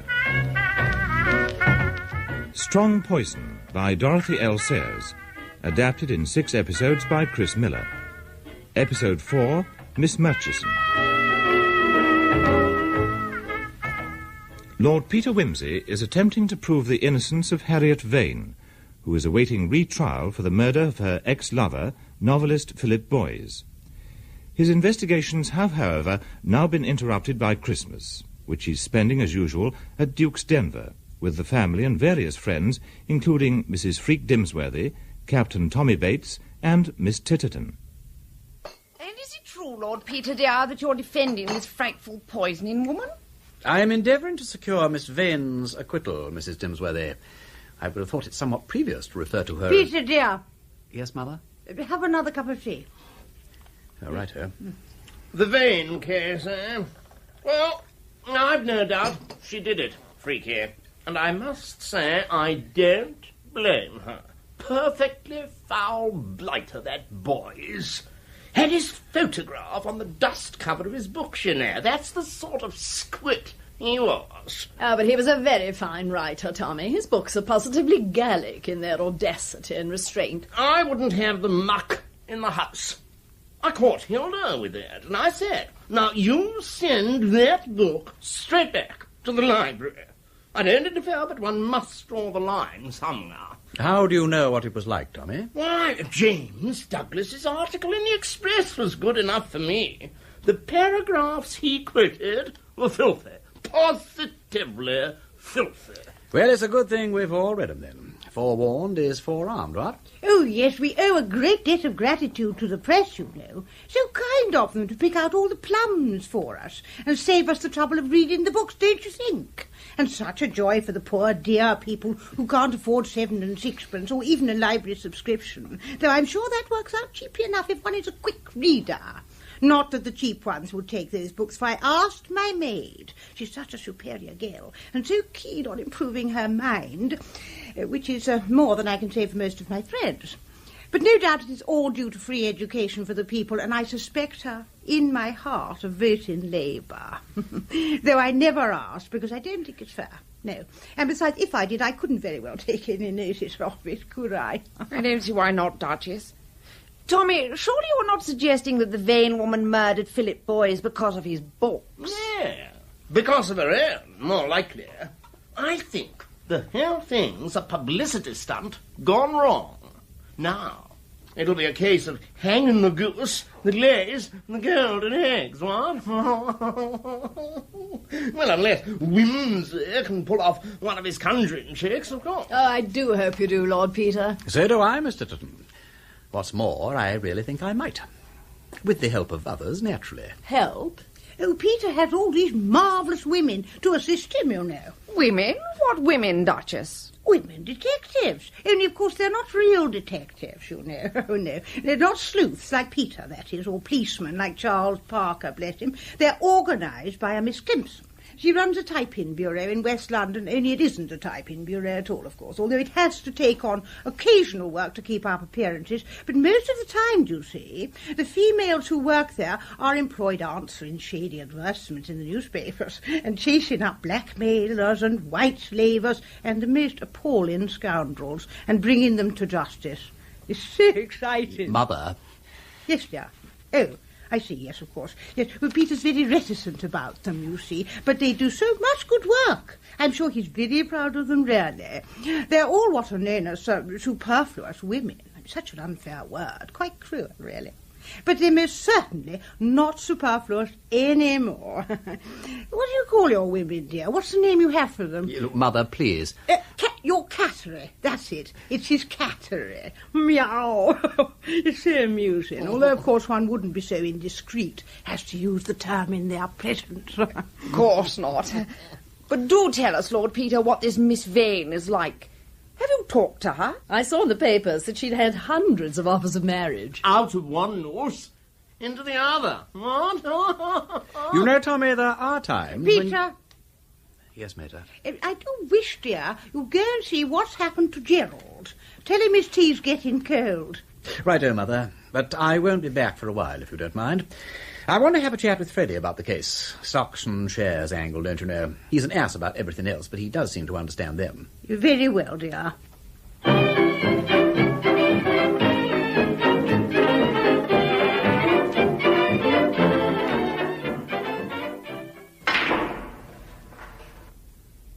Oh, dash it. Never could play billiards. Off you go, Wimsey. Thank you. What do you know about the Megatherium Trust, Freddie? Megatherium? Well, it crashed 3 years ago. Lots of money lost on all sides. What's the Meg got to do with your murder hunt? I don't know. Possibly nothing. But the most hopeful theory so far is that Philip Boyce committed suicide because of financial difficulties. He doesn't appear to have known much about money, so it's possible he relied on the advice of his cousin, Norman Urquhart. Oh, the sleek family lawyer chappie. Yes. Well, I've now got a spy in Mr. Urquhart's office. A Miss Murchison from my cattery, don't you know? And a very observant woman she is. She overheard a phone call last week and putting two and two together, she thinks it's likely Urquhart was involved with megatherium. No evidence, you understand, just suspicion. So, do you think Boyce could have tried his hand at a bit of speculating and lost a packet? Well, if he did, it would explain a lot. He knew he wasn't going to get anything when his rich old great-aunt died because Urquhart's shown me a draft of her will and she cut him off without a penny. Though I may say that draft is not above suspicion itself, for reasons which I won't bore you with. But, is there any evidence that he could have committed suicide, Peter? Did he have any arsenic? I don't know. But he was seen in a Bloomsbury pub on the night in question, tipping a white powder into a glass of water. Chief Inspector Parker is meant to be looking for the packet now. But I'd like you to investigate the city end, if you would. Ask discreet questions about Urquhart and the megatherium and so forth, could you? Oh, absolutely. Delighted to be of assistance and all that. Ah, thanks. Talking of Parker, I suppose I'd better have a brotherly word with Mary when she arrives. Mary? I say, Wimsey, what's she got to do with it? Yeah. Yes, well, never you mind, Freddie. Never you mind.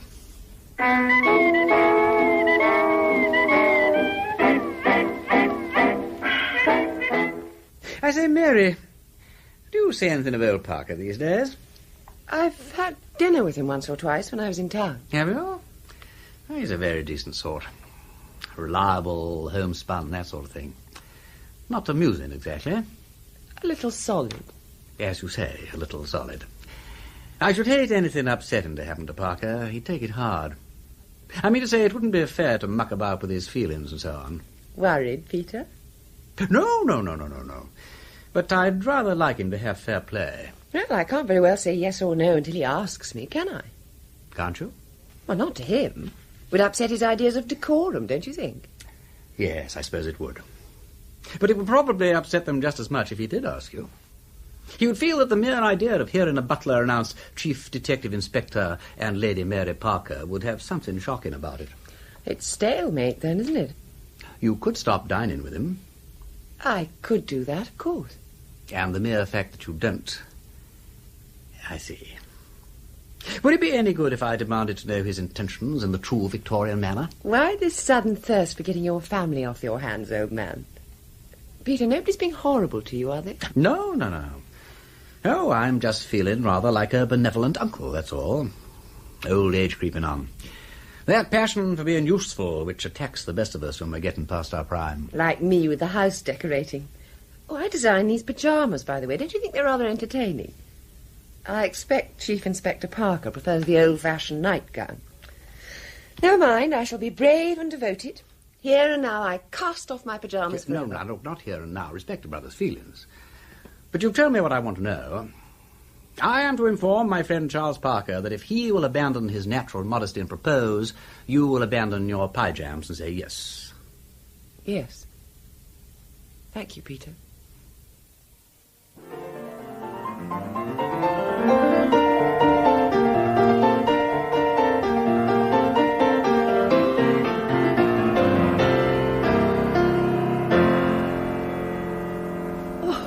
Bravo, Lord Peter. That was delightful. Thank you, Miss Murchison. Now then, let's get down to business. I find Bach good for the brain, don't you? Steady and influence and all that. I quite agree. Well, you asked me to find out about the typewriter in Mr. Urquhart's office. Yes? It was bought new 3 years ago. Was it indeed? So Mr. Urquhart has got something to hide. Well, that's rather a blow to the boy's suicide theory. I don't quite understand. What makes you think Mr. Urquhart has something to hide? When I went to see him before Christmas, he offered, quite unnecessarily, to show me Mrs. Rayburn's will. That's his great-aunt. And Philip Boyce's great-aunt, too, yes. He asked for Mrs. Rayburn's deed box to be brought in and pretended to search for the will, but then remembered that he'd left it at home. He invited me to call round the next morning, which I did, and lo and behold, there was the draft of a will. The only snag is that it was typed on a machine which you say is 3 years old, and yet it was dated 8 years ago. Oh, good gracious. Do you suspect he typed it out himself that night? Well, it looks rather like that, certainly. But why? I don't know. Either Mrs. Rayburn never made a will at all, or if she did, it's not along the lines of the one he showed me. Miss Murchison? Yes? What are your feelings about doing something illegal? In a good cause? In a very good cause. I imagine that if I'm taken up, you will pay any necessary costs. Certainly. And if I go to prison? I don't think it'll come to that. There's a slight risk, I admit, that you might be brought up for attempted theft or for being in possession of safe-breaking tools, but that is the most that could happen. Oh, well, why not? It's all in the game. You mean that? Yes. Splendid. Then what I want you to do is break into Mrs. Rayburn's deed box and look for the real will. Do you want me to steal it? No. Just try to memorize the chief points in it, especially the names of the chief legatee or legatees and of the residuary legatee.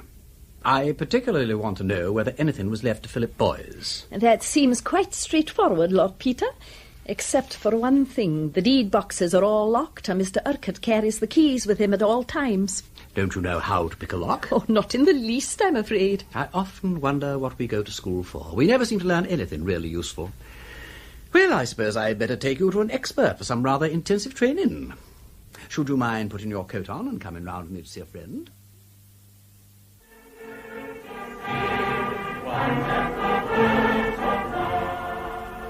Oh dear, we seem to have struck a meeting.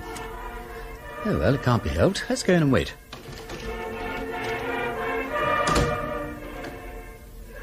That's our man, Miss Murchison. The one with the face like a bulldog? Yes. Good Lord. Has he a name? Now you mention it, I believe he has, but he's never called by it. It's Rum.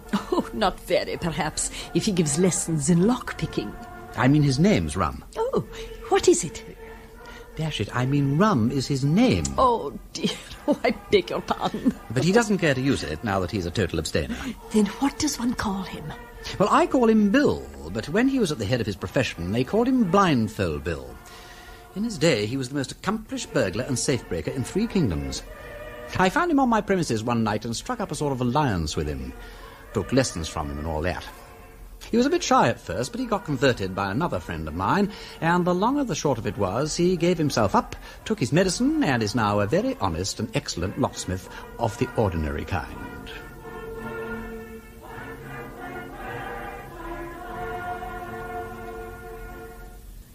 Oh, hello, he spotted us. Hallelujah, hallelujah, welcome, one and welcome home. Brethren, here is a dear brother and sister in the Lord, as has come out of the haunts of the rich and the riotous living of the West End, to join us with singing the songs of Zion. Let us sing and give praise. Hallelujah. We know that many shall come from the east and from the west, and sit down at the Lord's feast, while many that think themselves chosen shall be cast into outer darkness. Therefore, let us not say, because this man wears a shiny eyeglass, that he is not a chosen vessel, or because this woman wears a diamond necklace and rides in a Rolls Royce, she will not therefore wear a white robe and a gold crown in the New Jerusalem. Let us unite now in thanksgiving for heaven's mercies in hymn number 102. And Lord Peter, sir, I'll be with you in a moment.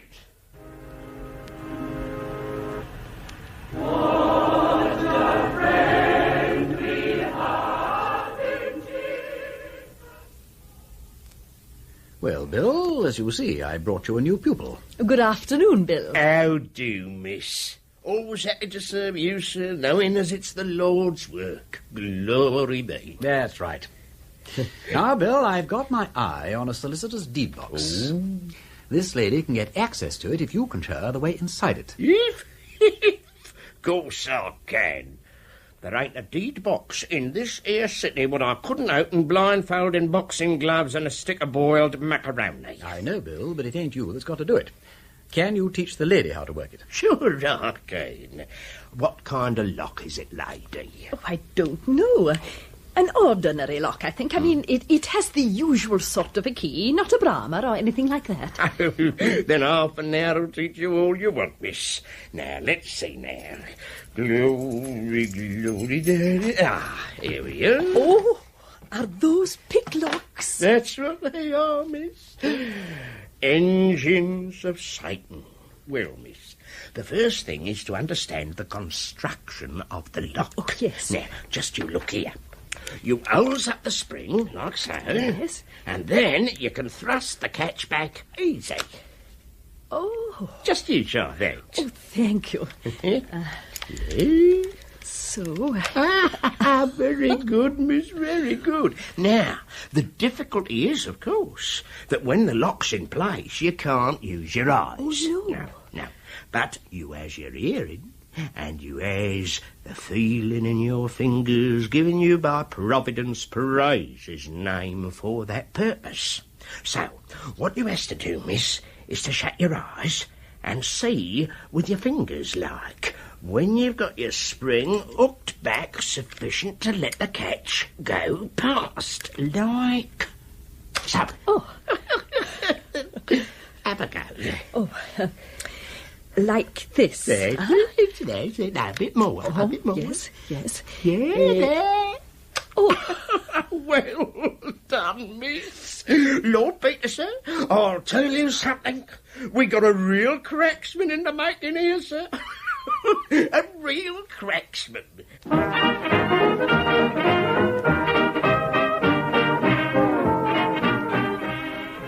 So you managed to break into the box. Well done, Miss Murchison. Now calm down and tell me everything that happened from the beginning. Oh, yes, Lord Peter. I'm so sorry. I'm rather excited. Well, I decided that the best time to attempt the job was after work, as there's always someone else in the office at lunchtime. So what I did was type out the first page of a very long affidavit incorrectly. That is, leaving out an important paragraph. Mr. Urquhart noticed it at once and was very cross because it had to go round to another solicitor's before 10 the next morning. So I offered to stay on and retype it. Having already done so, of course. Quite so. I then waited until I was sure both Mr. Urquhart and Mr. Pond were safely on the tube, and then I got to work. Incidentally, the Raeburn box has been moved, I'm sure, in the last day or so, and was on a top shelf underneath 4 others. How tiresome. Extremely, because I had to stand on my chair to get it down. And I was in the process of doing this when I heard someone at the door. Are you looking for something, Miss Murchison? Oh, Mr. Pond. Oh, how you startled me. I thought you'd gone. I presumed you had, too. I have merely returned to collect a little parcel I forgot. What is your business here at this time of night? Oh, I had some extra typing to do. Left out a barely paragraph on page 1. It would be page 1, of course. And he wants the type round at Hanson's by 10 o'clock. Yes. Those machines make you careless. Ah, well, I must hurry along. Good night again, Miss Murchison. Good night. Oh, by the way, were you looking for something? Oh, yes. I was looking for a mouse. I was just sitting working when I saw it run along the top of the cupboard and up into the wall behind those boxes. Dirty little beasts. The place is overrun with them. I've often said we ought to have a cat here. No hope of catching it now, though. You're not afraid of mice, apparently. Oh, no. In your day, I suppose all women were afraid of mice. Yes, they were. But then, of course, their garments were longer. Oh, rotten for them. They were very graceful in appearance.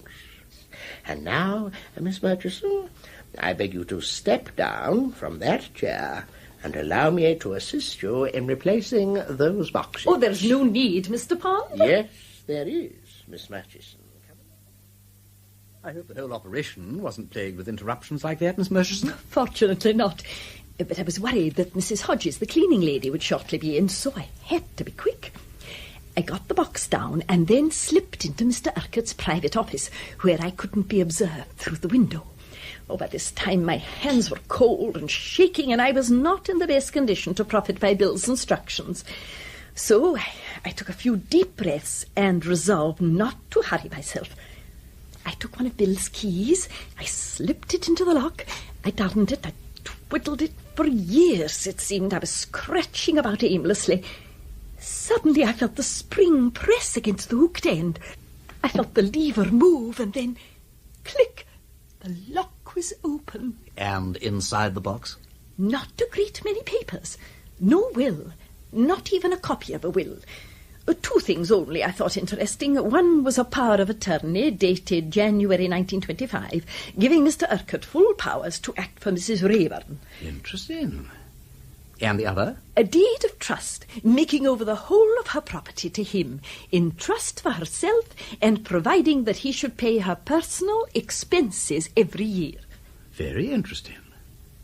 What was the date of that one? July 1920. And there was a letter attached to it, a letter from Rosanna Rayburn to Norman Urquhart, in his capacity as her solicitor. And in it, she says that next time he comes to see her, she will give him instructions about her will. So there is a will. I wonder where it is.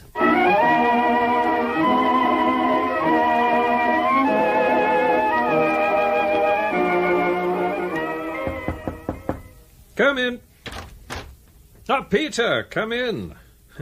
You come about Philip Boy's packet of powder? Not this time. I don't suppose you'll hear anything more of that. I don't think it's suicide anyway, after all. No, well, Parker Bird, it's, well, it's a rather more delicate matter. It's about my sister. About Lady Mary? Yes. Yes, I understand she's been going about with you, dining and all that sort of thing, what? Oh. Lady Mary's honoured me on one or two occasions with her company. I didn't think she... I didn't know... I understood it was perfectly... But did you understand? That's the point. You see, Mary's a very nice-minded sort of girl, though I say... I assure you there's no need to tell me that. Do you suppose I should misinterpret her kindness?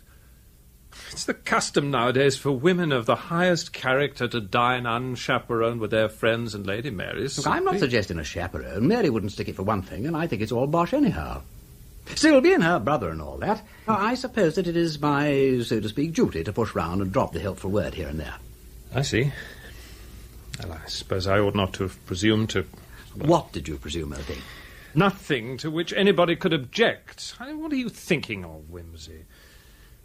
If you imagine I have ever said a word to her that couldn't be said with the greatest propriety... In the presence of her mother, you wrong the purest and sweetest woman that ever lived and insult your friend. What a perfect Victorian you are, Charles. I should like to keep you in a glass case. Of course you haven't said a word. What I want to know is why. What? For the last 5 years or so, you have been looking like a demented sheep at my sister and starting like a rabbit whenever her name's mentioned. What do you mean by it? A man doesn't like to see a man go all wobbly about his sister. At least not with such a prolonged wobble. It's unsightly, it's irritating. Why not slap the manly thorax and say, Peter, my dear old mangle wurzel, I have decided to dig myself into the old family trench and be a brother to you. What's stopping you? Is it Gerald? He's an ass, I know, but he's not a bad old stick, really. Is it Helen? She's a bit of a wart, but you needn't see much of her. Or is it me? Now, come on, cough up the difficulty, old thing, and we'll have it removed in a plain van. Now then. Are you asking me? I am asking your intentions, damn it. And if that's not Victorian enough, I don't know what is. But, look here, Peter, don't be a damn fool. How can I ask your sister to marry me? Well, how you do it is your affair. You might say, what about a spotted matrimony, old dear? That's up to date and plain and unmistakable. Or you could go down on one knee and say, will you honour me with your hand and heart, which is pretty and old-fashioned and has the merit of originality in these times. Or you could write, or wire, or telephone. But I leave that to your own individual fancy. You're not serious. Oh, God, shall I ever live down this disastrous reputation for tomfoolery? You are making Mary damned unhappy, Charles, and I wish you'd marry her and have done with it. Making her unhappy? Me? Her unhappy? God knows what you have between your ears. Wood, solid wood. But the last blow seems to have penetrated. Yes, you, her unhappy. Do you get it now? Peter, if you really thought I could stand... Don't go off the deep end. It's wasted on me. You keep it from Mary. I've done my brotherly duty, and there's an end of it. Now calm yourself and return to your reports. Oh, Lord, yes. Yes, before we go any further, I have got a report for you. You have? Yes. Well, why didn't you say so at first? You wouldn't let me. Well, what is it? We found the packet. What? We found the packet. Actually found it? Yes. One of the barmen... Never mind the barman. You're sure it's the right packet? Oh, yes, we've identified it. Well, get on. Have you analysed it? They're doing that now. Great Scott. And I'd virtually given up the suicide theory. Oh, and now I'll have to resurrect it. Why on earth did you give it up? Because of Norman Urquhart's activities. Oh, I know it's been shown in court that he couldn't have poisoned boys, but his behaviour has been dash suspicious. He's been so desperate to conceal Rosanna Rayburn's will, he actually faked a substitute to show me. Now, why? If boys committed suicide, what has he got to hide? Oh, good God. Of course. Of course what? Well, he didn't fake it for me. He faked it for boys. No, I don't understand.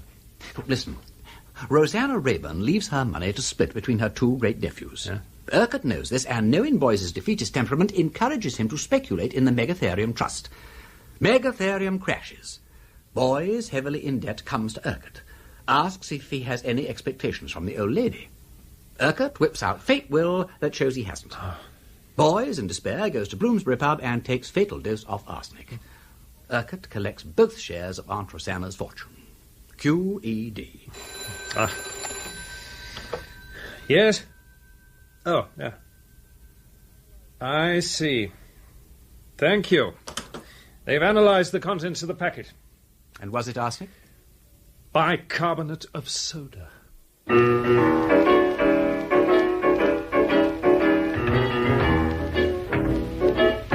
In that episode of Strong Poison, the parts were played as follows. Lord Peter Wimsey, Ian Carmichael, Dowager Duchess, Charlotte Mitchell, Chief Inspector Parker, Gabriel Wolfe, Miss Murchison, Betty Huntley-Wright, Lady Mary Wimsey, Maria Aitken, Freddie Arbuthnot, Christopher Schooler, Mrs. Freak Dimsworthy, Margaret Guess, Bill Rum, Captain Tommy Bates and Pond, Peter Woodthorpe. Miss Murchison was adapted by Chris Miller from the book Strong Poison by Dorothy L. Sayers.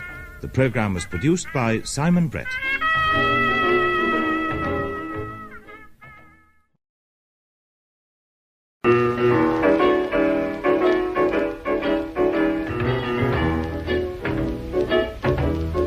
Lord Peter Wimsey.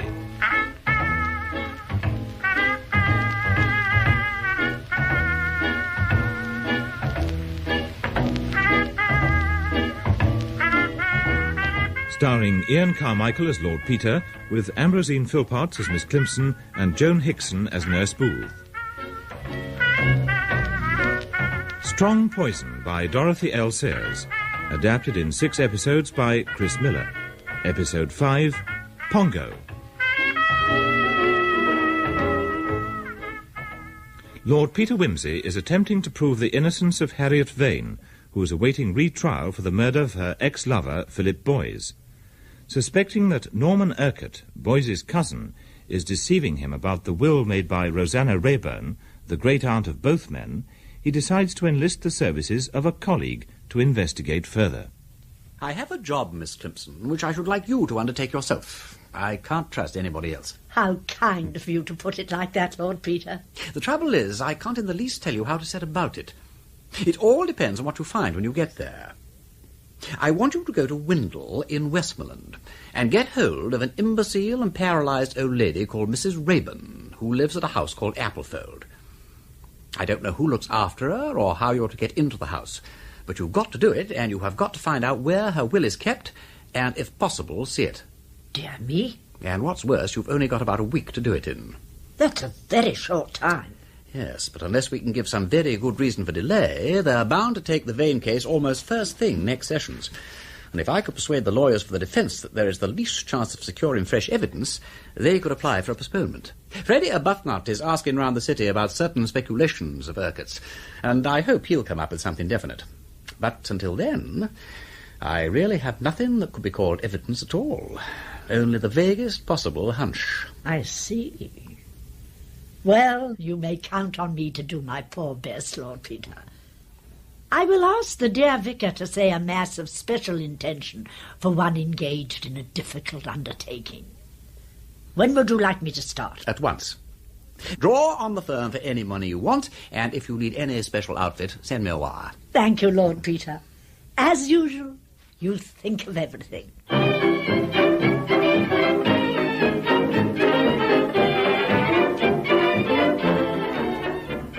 Well, Freddie, here's luck.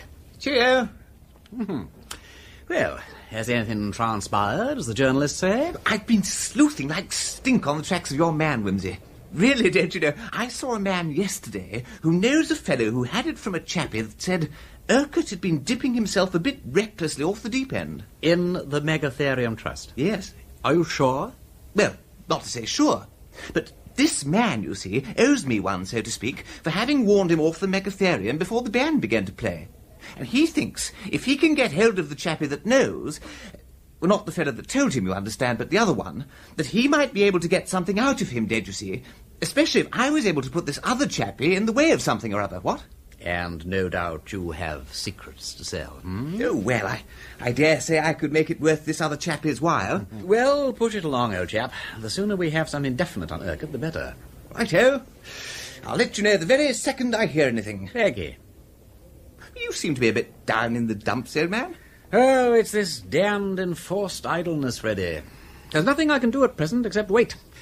Miss Climpson is the one who's living in what she would no doubt call a whirl of activity. Miss Climpson? Yes, I sent her up to Westmoreland the day before yesterday to steal Mrs. Rayburn's will. Good heavens! We don't mean it, Wimsey. I do mean it. But how's she going to do that? Quite straightforward. If I know Miss Climpson, she'll start by gossiping wildly with the women in her boarding house, and in the process digging out everything there is to know about Mrs. Rayburn's nurse, down to an accurate physical description. She will then sally forth into the marketplace, as it were, and take coffee or tea at every tea shop in the town until this person appears.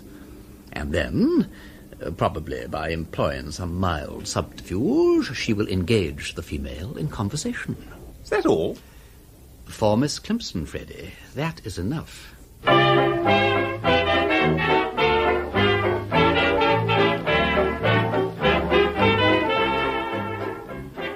Oh, excuse me. Yes? I think this little parcel must be yours. I picked it up just now in the doorway, and I've asked all the other people in the cafe. No, it isn't mine. Oh, so kind of you, but I have all my parcels here. How very odd.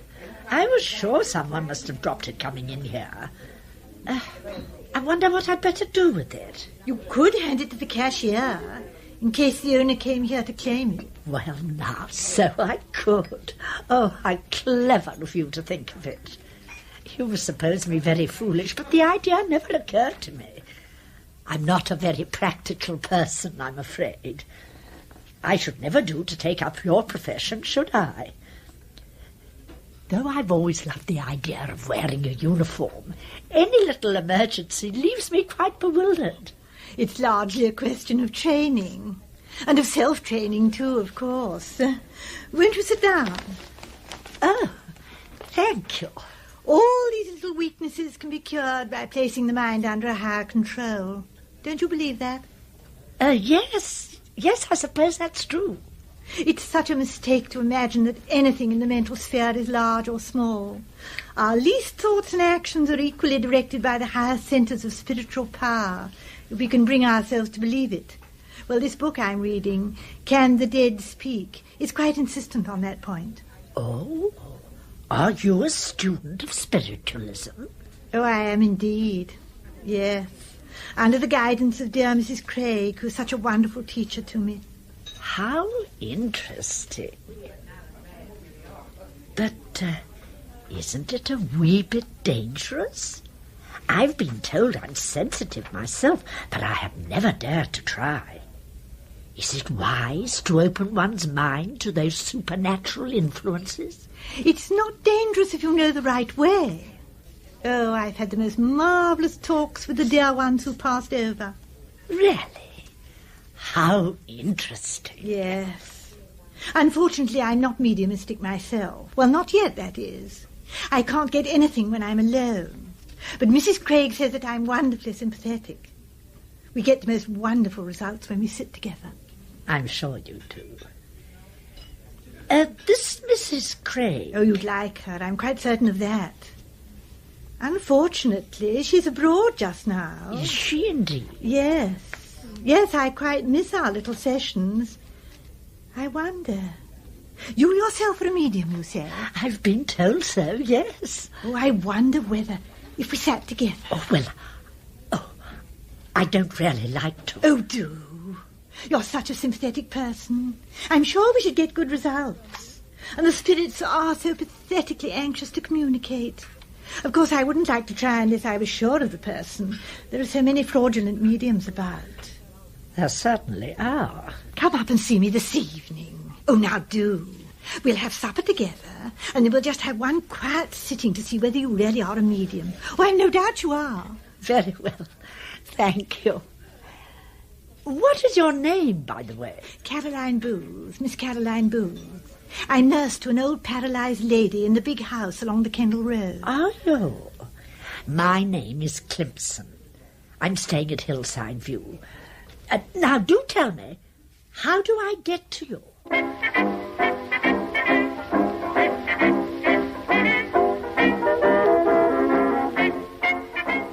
My dear Lord Peter, I'm sure you're wondering what has happened to me, but at last I have news.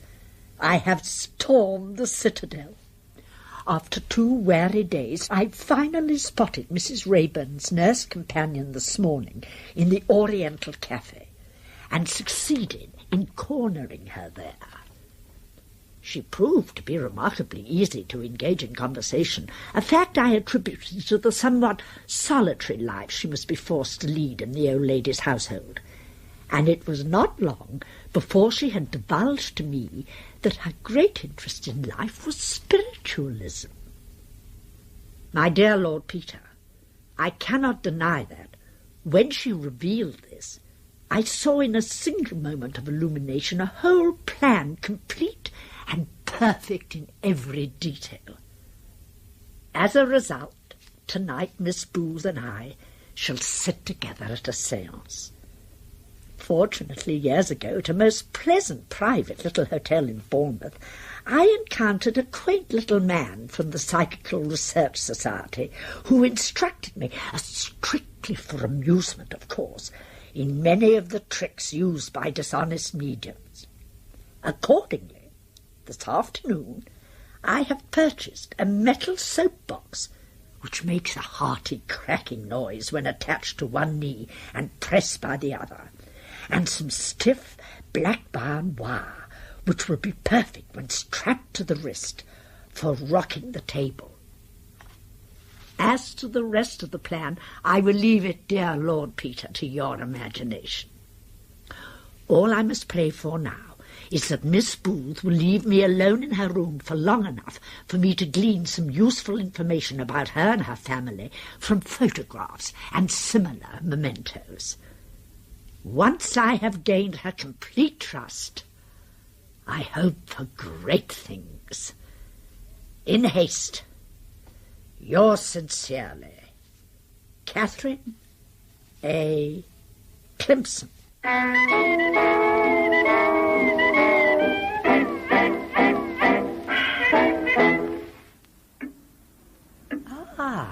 Photographs. My dearest Caroline, from her ever-loving Harry. Not a brother, I fancy. Photographer's address? Coventry. Now, what happened to Harry? Not matrimony, obviously. Death, perhaps?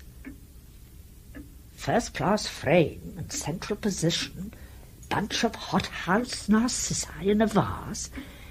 Yes, I think Harry has passed over. Most satisfactory. Oh!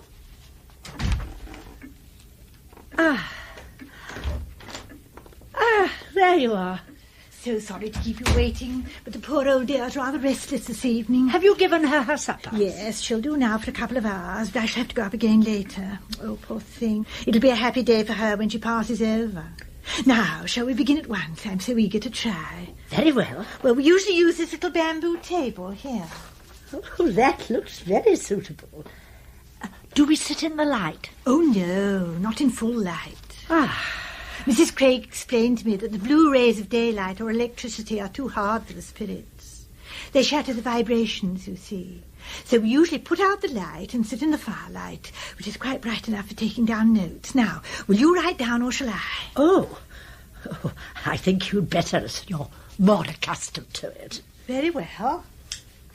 That's not too dark, is it? Oh, no, not at all. Now, which side will you sit? Oh, this will do for me. You don't mind the fire on your back? Not in the least. Now, we'll just sit down, place our thumbs and fingers on the table near the edge. And at first, I think it's better not to talk till a rapport is established, you know. So we just wait? Yes, we just wait.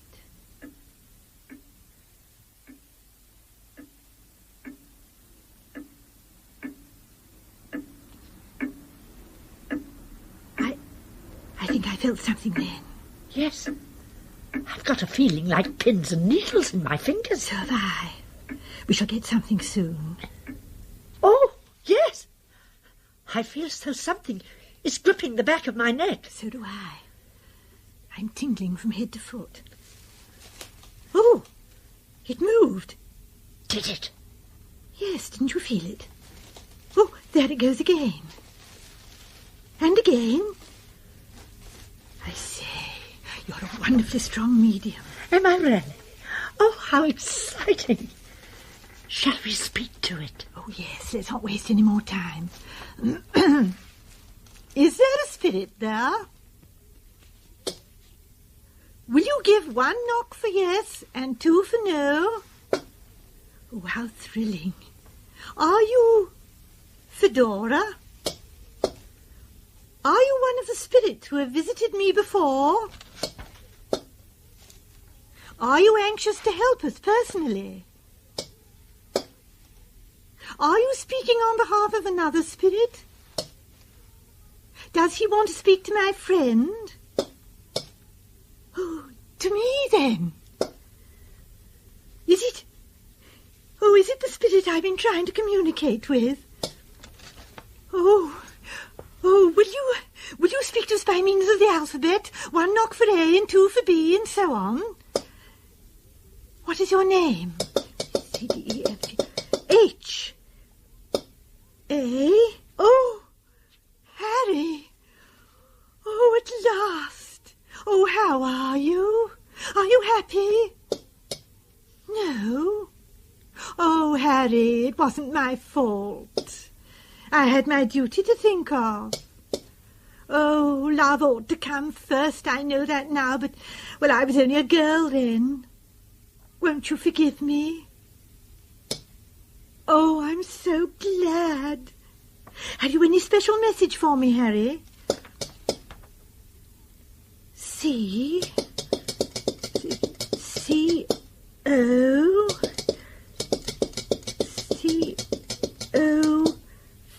Coventry! Go to Coventry! Oh, it really is you, Harry. You haven't forgotten that dear old joke. Oh, Harry. What do you want? Oh, dear. Oh, dear, what's happening? Must be somebody else interrupting. Oh, go away, go away. Who's here now? Are you still there, Harry? Who is that? P. O. N. P-O-N-G.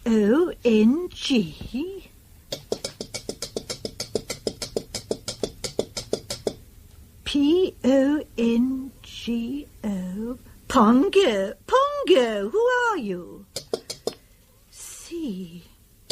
Are you our control? Has Harry gone? Oh. Do you want us to stop? Very well. Oh, you're tired, I expect. Well, can we talk to you another time? Good. Well, good night then, Pongo. And thank you. Oh.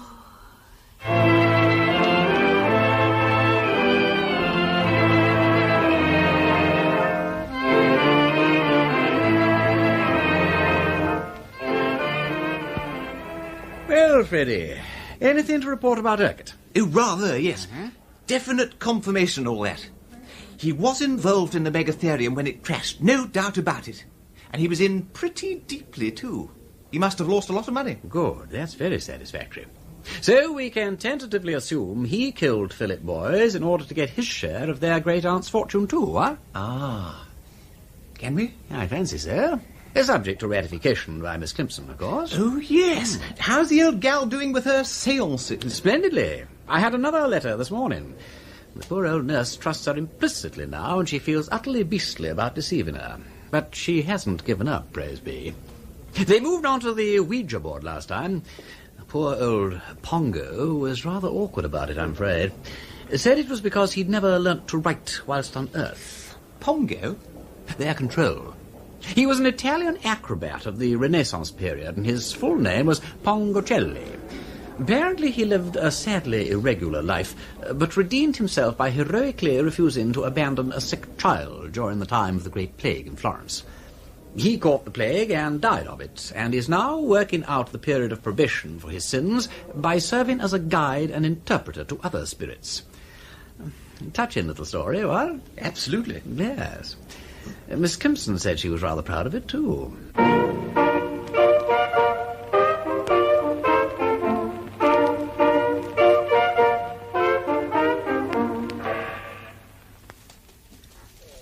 Oh, good evening. Is that Pongo? Good evening, Pongo. We are very glad to have you with us. Will you talk to us again by means of the Ouija board? The pencil is sharp this time. Oh, good. Are you ready, dear? Quite ready, thank you. Well, then let's begin. Pongo, have you any special message for us this evening? Yes, there is a spirit here who wishes your help. Who is it? Oh, nothing. Oh, here comes something. It's in a different handwriting. C-R-E-M-O-R-N-A.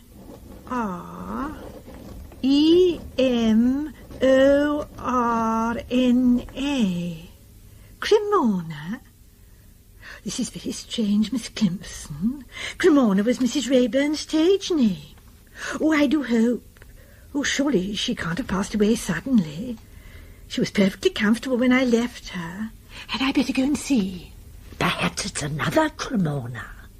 But it's such an unusual name. Why not ask who it is? Oh, good idea. Cremona, what is your second name? Garden. Do you mean Cremona Garden? Yes. Have you passed over? Not yet. In exile. Are you still in the body? Neither in the body or out. Waiting. Oh, look, it's Pongo again. When the mind is departed, the spirit waits in exile for the great change. Why can't you understand?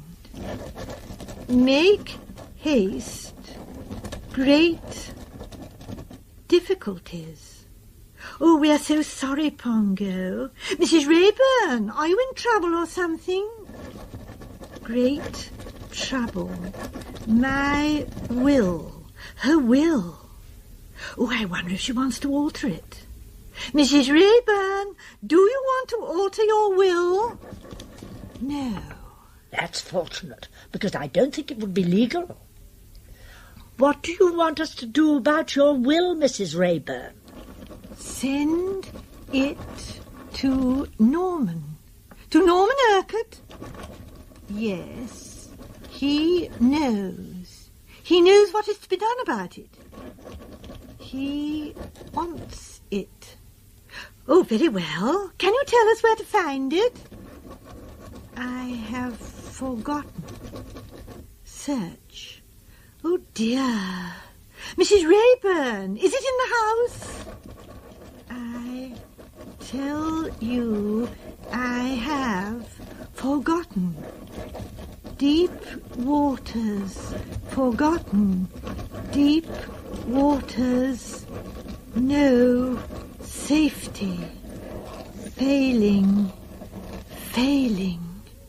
Oh, dear, the writing's going. Mrs. Rayburn, please don't go. Try to remember. In the B. B. Yes. What next? B. Oh, it's going. Mrs. Rayburn. Oh, she's stopped. Here's something. Oh, it's Pongo. She has gone. Very tired. Finished. Now. Goodbye. Oh, dear. How dreadfully vexatious. Well, she said her will was in the B. Now, what could that be? In the bank, perhaps? Well, it might be. If so, of course, Mr. Urquhart would be the only person who could get it out. Oh, then why hasn't he? She said he wanted it. Of course. Then it must be somewhere in the house. Oh, well, what could B stand for? Oh, dear. Box, bag, bureau. Bed. Well, it might be almost anything. Oh, what a pity she couldn't finish the message. Shall we try again? Or shall we look in all the likely places? Let's look first, and then if we can't find it, we'll try again. Oh, yes, that's a good idea. You'll come and help, won't you? Yes, if you'd like me to. Yes, of course. Oh, I'd no idea there could be so many possible places beginning with B. There are a lot, aren't there? Oh, it's dreadfully exhausting, isn't it? I mean, wouldn't you like to stop? I can go on searching tomorrow by myself. Oh, it's a shame to tire you out in this way. Oh, I'm not a scrap tired. Now, what's this? 12, 18, 4, 9. What is it? I've no idea. Jottings in a little black book. Book? Well, could it be a book, do you think? Why, of course, yes. It might. Yes, oh, how silly of us not to think of it. In detective stories, wills are always hidden in books. So there you are. Are there many books in the house? Yes, downstairs in the library, thousands and thousands of them. Oh, dear. I suppose we'd better try them then. They're just the sort of books to hide wills in. Oh, come along. Well, it's funny, isn't it? If the communication hadn't insisted on something beginning with B... Yes. Well, I would have expected any papers to be in the safe over there. Yes. Well, why not look? The letter B may have been referring to something different. You never know. But if it was in the safe, Mr. Urquhart would know about it. Well, it wouldn't do any harm to make sure. Oh, but I don't know the combination. Mr. Urquhart does, of course. We could write and ask him. Well, she said it was urgent, though. I know. Those 4 figures in that little black book. Of course, black book. Well, there you are. Oh, how could we have been so silly? Mrs. Rayburn was trying to tell us where to find the combination. And here it is. Now, where's the safe? Over here. Yes. Ah, I see. Shall I try it, or will you? Oh, you do it, please. 12, 18, 4, 9. Now. Ah, well, there it is. Mrs. Rayburn's will. And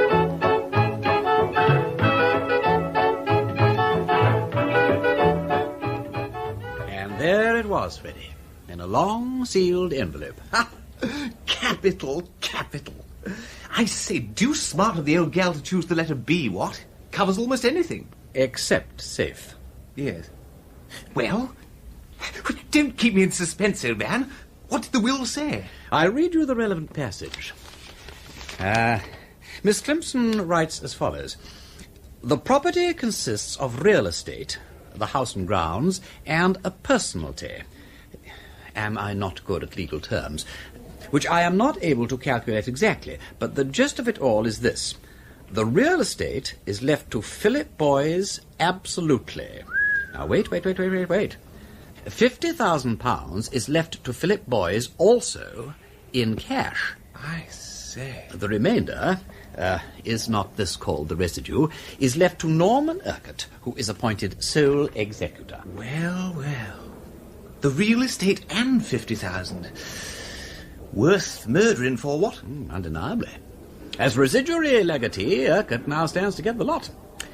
We may not know how he killed Philip Boys yet, but by golly, at least we know why. So, where's the will now, Peter? It's been sent on to Urquhart, as requested by the exiled spirit. It should have arrived at his office first post this morning. But won't he destroy it? Oh, you could be right. Could I? Yes. Without that will, I doubt whether it would be possible to convict Urquhart of murder. And what would you rather be convicted of? Murder? Or a charge of tampering with a will? Well... Precisely. I must telephone Miss Murchison at once.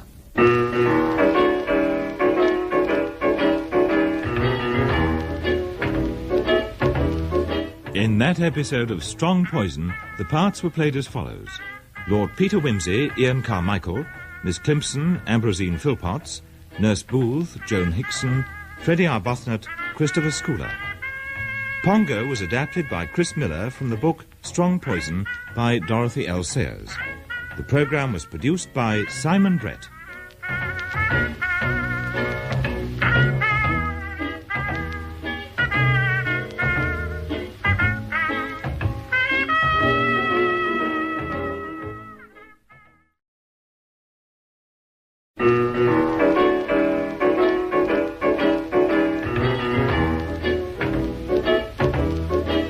Lord Peter Wimsey.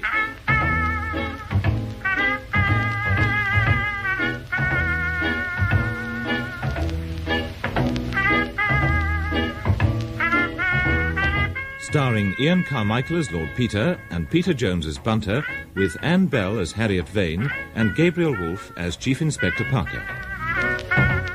Strong Poison by Dorothy L. Sayers, adapted in 6 episodes by Chris Miller. Episode 6, Turkish Delight. Lord Peter Wimsey has fallen in love with Harriet Vane, who is awaiting retrial for the murder of her former lover, Philip Boys. Convinced Boys was in fact murdered by his cousin, Norman Urquhart, for his share in their great-aunt, Mrs. Rayburn's fortune, Wimsey has suddenly realised that Urquhart now has the opportunity to destroy vital evidence against him. Urquhart and Sons solicitors? Miss Murchison, is that you, Peter Wimsey here? Oh, good morning, Lord Peter. Is anybody in the office? Can you talk? Oh, yes, it's quite all right. Mr. Pond's in with Mr. Urquhart. Good. Is the will safe? Mrs. Rayburn's will? I think so, yes. Urquhart hasn't destroyed it? Not so far as I know. Ah. It arrived from Windle this morning, and Mr. Pond opened the envelope and took the will into Mr. Urquhart. But what did he do with it? Oh, I think he just hid it away. About 2 minutes after Mr. Pond had come out, I pretended to have a query about a letter I was typing and walked straight into Mr. Urquhart's office. He was at the mantelpiece, but as soon as he heard me, he leapt guiltily back to his desk and stuffed a bit of Turkish delight into his mouth. Oh, he's always eating that stuff, you know. Trying to distract your attention from something, what? Yes, Uh-huh. unsuccessfully, though. Above the mantelpiece was a curious dark line which I'm sure isn't normally there, and I think it was a secret panel he hadn't slid back properly. In other words, a hidden cupboard. Yes. Very interesting. Could you break into it, do you think, Miss Murchison? Oh, I don't see why not. I still got Bill Rum's picklocks, and I haven't forgotten what he taught me about breaking into the deed box. Would you like me to have a go? I would, yes. Then I'll see what I can do after everyone's gone this evening. Splendid. And come round to my flat when you've finished. I'm having a conference this evening with Chief Inspector Parker and Freddie Arbuthnot to discuss all aspects of the case. Oh, very well. I'll have to go now. Mr. Pond is coming back. Goodbye, Lord Peter. Goodbye, Miss Murchison, and good luck.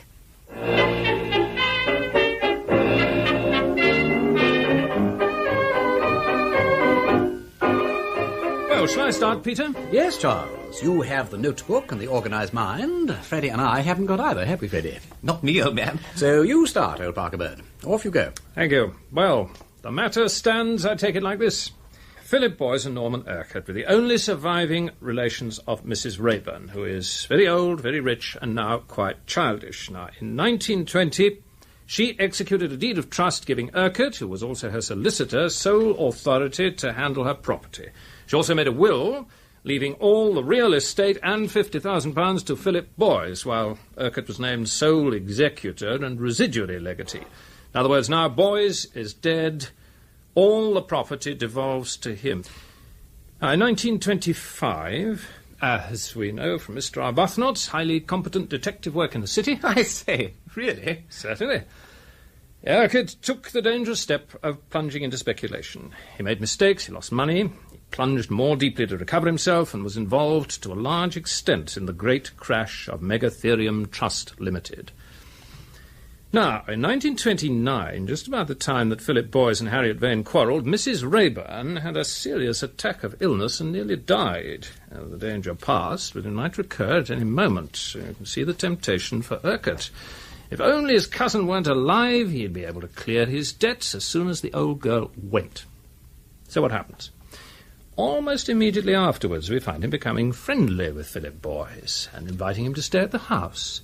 While living there, Boyce has 3 attacks of illness, attributed by his doctor to gastritis, but equally consistent with arsenic poisoning. However, in June 1929, Philip Boyce goes away to Wales and his health improves. Yeah, that'll be Miss Murchison. Brunter will let her in. Carry on, Charles. Yeah, well, while Boyce is absent, Mrs. Rayburn has another alarming attack, and Urquhart hastens up to Windle, possibly with the idea of destroying the will if the worst happens. It doesn't happen, and he comes back to London in time to receive Boyce on his return from Wales. And that night Boyce is taken ill with symptoms similar to those of the previous spring, but much more violent. After 3 days he dies. Now, Miss Murchison, my lord. Lord Peter. Have you met Chief Inspector Parker? How do you do, Alan? The Honourable Freddie Arbuthnot. How do you do? No, hello. Lord Peter. I think the messenger has brought news. Look, the eyes glitter wildly. The expression is anxious. The lips are parted. The fingers fumble with the clasp of the bag. The symptoms point to an acute attack of communicativeness. Tell us the worst, Miss Murchison. The will has been destroyed. Oh, no. It's quite safe. But I found out why Philip Boyce was murdered. Curiouser and curiouser. I thought that was the one thing we knew already. Sit down, dear lady, and explain. Oh, thank you. Well, I broke into Mr. Urquhart's cupboard without much difficulty. You broke in? It's all right, Charles. Officially, you didn't hear that. Carry on, Miss Murchison. Yes, well, I checked first that the will was still there, and it was. So then I looked at the other papers, and they turned out to be receipts for security, share certificates, and so on. But the names seemed familiar. Then I remembered where I'd seen them before, on Mrs. Rayburn's deed of trust. Lord Peter, Mr. Urquhart raised money for his speculations in the Megatherium Trust by using Mrs. Rayburn's money as security. Golly. So he not only lost all his own money, but all hers as well. Yes, and that's a criminal offence, isn't it? Abusing your position as trustee. It most certainly is, yes. I'd say it jolly well is. And you're quite right, Miss Murchison. That, of course, is why it was essential to have Philip Boyce out of the way before Mrs. Rayburn died. Urquhart was quite safe while she was alive. He only had to pay her household bills and so on, and he had a power of attorney to do that. But as soon as she shuffled off this mortal thingamy, he'd have to account to the other heir, i.e. boys, for the capital he'd misappropriated. Well done, Miss Murchison. A first-class motive for murder. Thank you. There is something else as well. Indeed? Tucked away at the back of the cupboard, I found a white paper packet. It had the name of a French chemist on it, and it contained a fine white powder. Arsenic? I don't know, but I brought a small sample with me. It's in this envelope. Whoopee! Look at this, Charles. Yes. It'll have to be analysed, of course. And so it shall be, embodied caution. Bunter? My lord? Make ready the rack and thumbscrew. Very good, my lord. Bunter has been taking lessons in Marsh's test for arsenic and performs it to admiration. You know all about that too, don't you, Charles? Enough for a rough test. Carry on then, Bunter. Thank you, my lord. Yes. You still haven't got round the snag in the case against Urquhart, of course, Peter. You mean how and when he actually did it? Precisely. His only opportunity that evening was at the dinner he shared with boys, and if anything in this case is certain, it is that the poison wasn't administered at that dinner. Everything which boys ate or drank was equally eaten or drunk by Urquhart and all the servants, with a single exception of the burgundy, which was preserved and analysed and found to be harmless. I know. But that is what is so suspicious. Huh? Did you ever hear of a meal so hedged round with such precautions? It is not credible, Charles. Oh, possibly not. But when did he administer the poison, then? Mr. Arbuthnot? Oh, don't ask me, old bean. I'm as much in the dark as you are. Miss Murchison, any ideas? I don't think he did it at the dinner at all. Now, how about before or after? Did boys have a whisky when he arrived or before he left? Alas, he did not. Bunter has been cultivating Hannah Westlock. That's the maid, don't you know? Almost to breach of promise point. And she says boys went straight up to his room on arrival and didn't come down until a quarter of an hour before dinner. How about the water bottle in the bedroom? The devil. That is one up to you, Miss Murchison. We didn't think of that. The water bottle. Yes, what a perfectly fruity idea. Oh, Bunter, there you are. Next time you hold Hannah's hand, will you ask her whether Mr. Boyce drank any water from his bedroom water bottle before dinner? Pardon me, my lord. The possibility had already presented itself to my mind. It had? Yes, my lord. Do you never overlook anything, Bunter? I endeavour to give satisfaction, my lord. Then don't talk like Jeeves. It irritates me. What about the water bottle? I have elicited a somewhat peculiar circumstance relating to the receptacle, my lord. Hannah informed me that she showed Mr. Boyce into his bedroom on his arrival and withdrew, as it was her place to do. She had scarcely reached the head of the staircase when Mr. Boyce put his head out of the door and recalled her. He then asked her to fill his water bottle. She was considerably astonished at this request, since she had a perfect recollection of having previously filled it when she put the room in order. Could he have emptied it himself? Not into his interior, sir. There had not been time. Nor had the drinking glass been utilised. Moreover, the bottle was not merely empty, but dry inside. Dry? Dry. Now, that convinces me, Peter. It really does. It's too complete somehow. It's not natural for a defence to be so perfect. My God, we have convinced Charles Parker. Nothing more is needed. He is more adamantine than any jury. Yes, but I should still feel happier with a little evidence of a more objective kind. You would? You want some real arsenic? Well, Bunter, what about this? The apparatus is quite ready, my lord. Very good. Then let's go and see if we can give Mr. Parker what he wants. Miss Murchison, Freddie, come along. We're going to Bunter's darkroom. Bunter lead, and we will follow.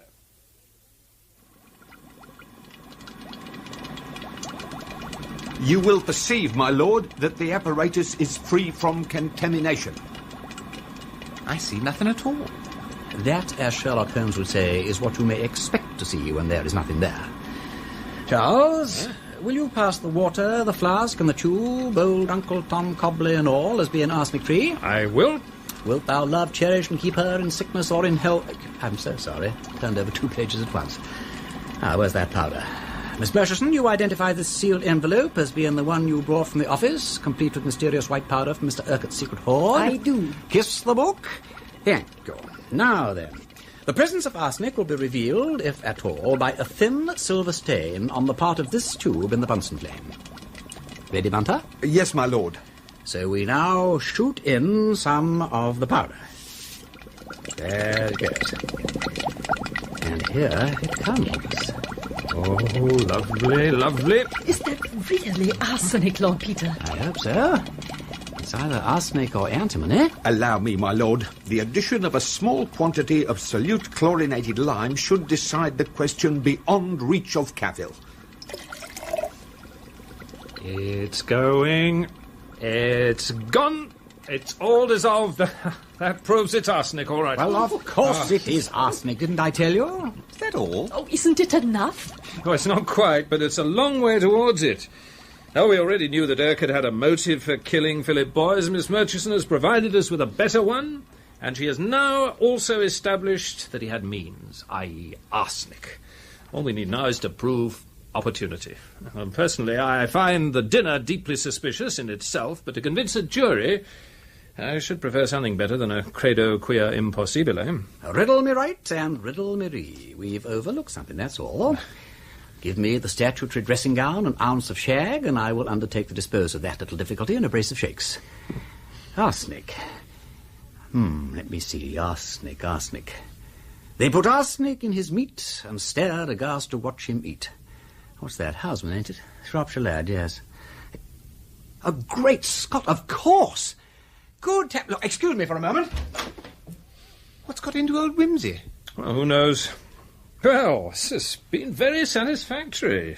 Apart from all personal considerations, I'd be far happier to see that oily-haired fellow in the dock than any woman. And if the force has made a mistake, the sooner it's put right, the better for all concerned. Charles, Freddy, Miss Murchison, Bunter, I know how it was done.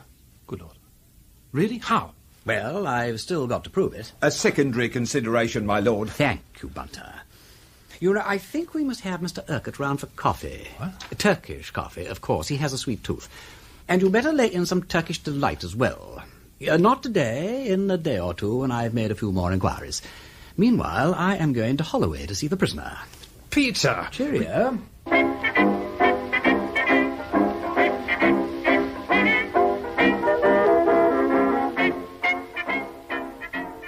Then you won't marry me?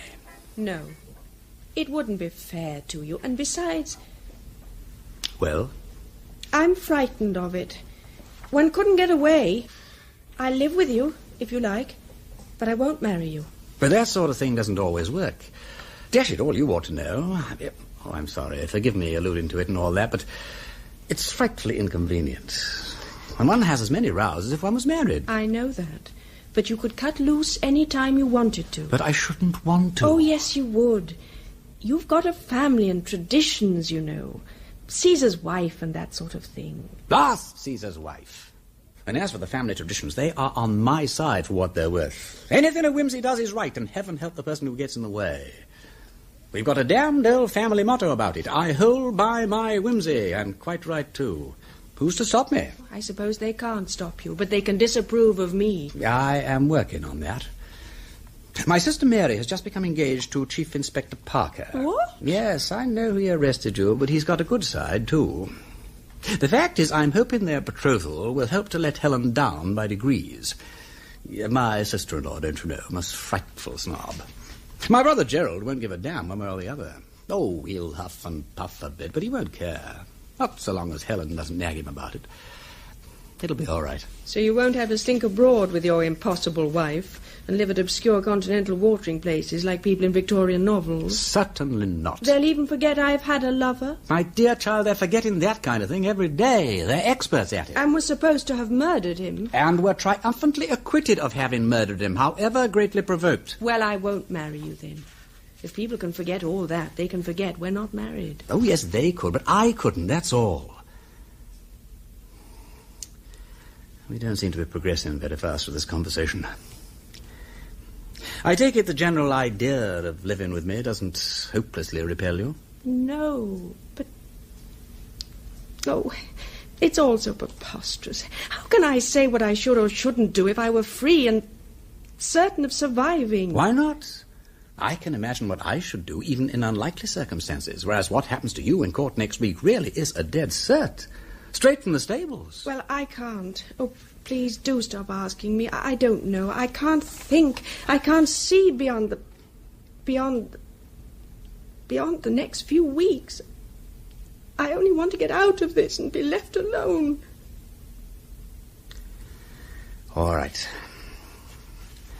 All right, I won't worry you. Not fair, abusing my privilege and so on. You can't say pig and sweep out under the cirque, so I won't offend you. As a matter of fact, I'll sweep out myself. Keep smiling.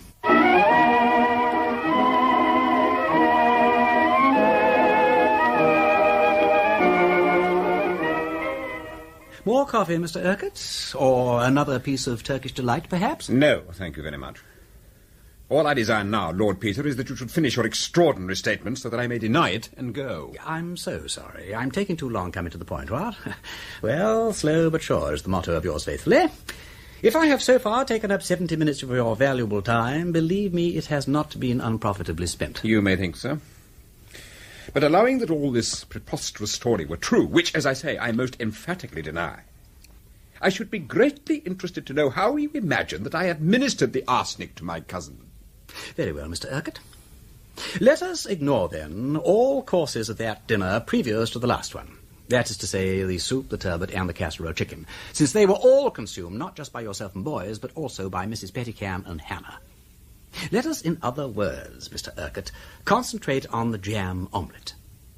Nobody but yourself and Philip partook of that omelette. Quite so. I need not trouble to deny it. But you will bear in mind that I did partake of it, without ill effects. And moreover, that my cousin made it himself at the table. So he did. 4 eggs, if I remember rightly, with sugar and jam from what I may call the common stock. No, there'd be nothing wrong with the sugar or the jam. I believe I'm right in saying that one of the eggs was cracked when it came to the table. Possibly, I don't remember. No? Well, you're not on oath. But Hannah Westlock remembers that when you brought the eggs in, you mentioned that one was cracked, and particularly desired that it should be used for the omelette. In fact, you yourself put it in the bowl for that purpose. What about it? Well, it is not difficult to introduce powdered arsenic into a cracked egg. Are you suggesting that in the whisking together of 4 eggs, one particular poisoned egg was somehow kept miraculously separated from the rest? There seem to be some flaws in your theory, Lord Peter, as well as in the egg. I haven't finished my theory yet. My next bit of it is built up from very trifling indications. Your disinclination to drink at dinner, your complexion, a few nail parings I acquired from your manicurist, a snipping or so from your very well-kept hair. I put these together, add a packet of white arsenic from the secret cupboard in your office, rub the hands a little, so, and produce hemp, Mr. Urquhart, hemp. I don't understand you. Oh, you know, hemp. What they make ropes of. Great stuff, hemp. Yes, well, about the arsenic. As you know, it's not good for people in a general way, but there are some people, those tiresome peasants in Styria one hears so much about, for instance, who are supposed to eat it for fun. It improves their wind, so they say, and clears their complexions and makes their hair sleek. You must use solid arsenic, I understand, but if you do, and take a little bigger dose day after day, in time, the doings, or what an old lady I knew in Norfolk called the tubes, get used to it. And you can take 6 or 7 grains at a time without so much as a touch of indijaggers. Very interesting. Isn't it? Of course, you mustn't drink for 2 or 3 hours afterwards for fear of washing the beastly stuff into the kidneys and poisoning them. But if you're careful about that, you can more or less immunize yourself. Well, Mr. Urquhart, you have a nice, clear complexion, except that I notice the arsenic has pigmented the skin here and there. It does sometimes. And you've got sleek hair and so on. And you were careful not to drink at dinner. And as I say, I've been in touch with your manicurist and barber and got specimens from them and had them analyzed and all that. And what do you think? They're bung full of arsenic. Suspicious, what? I can only suggest, Lord Peter, that you should be careful before you communicate this ludicrous theory to anybody. To give out that I am addicted to drug-taking habits is slander and criminal. It is quite true that I have for some time been taking a medicine which contains slight traces of arsenic. My doctor can furnish the prescription, and that may very likely have left a deposit in my skin and hair. But further than that, there is no foundation for this monstrous allegation. None? None. Then how is it that you have this evening consumed, without apparent effect, a dose of arsenic sufficient to kill 2 or 3 ordinary people? That disgusting sweetmeat on which you have been gorging yourself, in, I may say, a manner wholly unsuited to your age and position, is smothered in white arsenic. You ate it, God forgive you, an hour and a half ago. If arsenic can harm you, you should have been rolling about in agonies for the last hour. You devil! Couldn't you try to get up a few symptoms? Shall I bring you a basin or fetch the doctor? Does your throat burn? Is your inside convulsed with agony? It's rather late in the day, but with a little goodwill you could surely produce some display of feeling even now. You're lying. You wouldn't dare to do such a thing. It would be murder. Not in this case, I fancy. But I'm willing to wait and see. You! Ah, yes, I wouldn't use violence if I were you. Let the poisoner stick to his bottle. Besides, I'm armed. Pardon the melodrama. Are you going to be sick or not? You're mad. Don't say that. Now, come, man, pull yourself together, have a shot at it. Shall I show you the bathroom? I'm ill. Well, of course, but your tone is not convincing. It's the third door on the left. Bunter? My lord? I think Mr. Parker may require some assistance in the bathroom. Very good, my lord. Wait a minute. Oh! Come on! Don't bother. It seems to be under control. All right. Yes, Charles? He wasn't sick. He didn't even try to be. He ran straight in and tried to get out of the window. When he saw it was a 3-story drop, he charged out through the dressing room door and ran slap bang into my 2 constables. All right, Benson. You can take him downstairs. Yes, sir. By the way, Peter, I don't suppose you did actually poison him, did you? I mean, it doesn't seem to have hurt him, but it'll affect the doctor's report. No, I didn't, as a matter of fact. I only wanted to see how he'd react to the suggestion. There was a king reigned in the East, Charles, if I may quote Husband again, who took every poison known to man so that nobody else could poison him. They put arsenic in his meat and stared aghast to watch him eat. They poured strychnine in his cup and shook to see him drink it up. I tell the tale that I heard told. Mithridates, he died old. But I doubt it, old Parker Bird, in this case. I doubt it very much.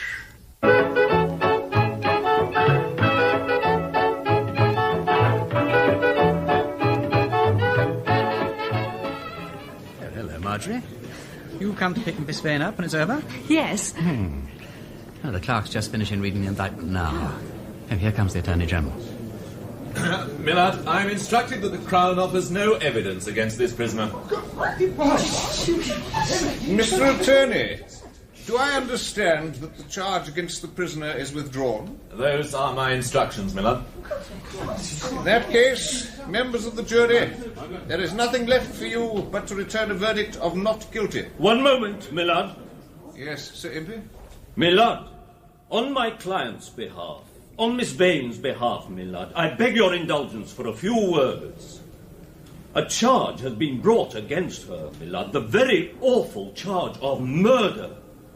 And I should like to make it clear, Millard, that my client leaves this court without a stain upon her character. I understand, Millard, that further information has come to the police which definitely proves the innocence of my client. I also understand, Millard, that a further arrest has been made, and an inquiry will follow, Millard, in due course. Millard, this lady must go forth into the world acquitted, not only at this bar, but at the bar of public opinion. Any ambiguity would be intolerable. And I am sure, Millard, that I have the support of the learned Attorney General for what I say. By all means. I am instructed to say, Millard, that in withdrawing the charge, the Crown proceeds from complete conviction of her absolute innocence. I am very pleased to hear it. Prisoner at the bar, the Crown, by unreservedly withdrawing this dreadful charge against you, has demonstrated your innocence in the clearest possible way. I most heartily congratulate you on this very satisfactory ending to your long ordeal. Members of the jury, do you find the prisoner guilty or not guilty? Not guilty, Miller. Very good. The prisoner is discharged without a stain on her character. Next case.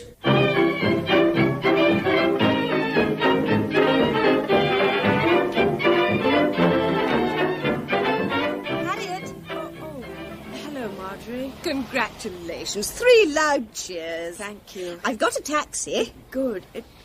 Where is Lord Peter Wimsey? I must thank him. No, you won't. He drove off just now with his brother, the Duke of Denver.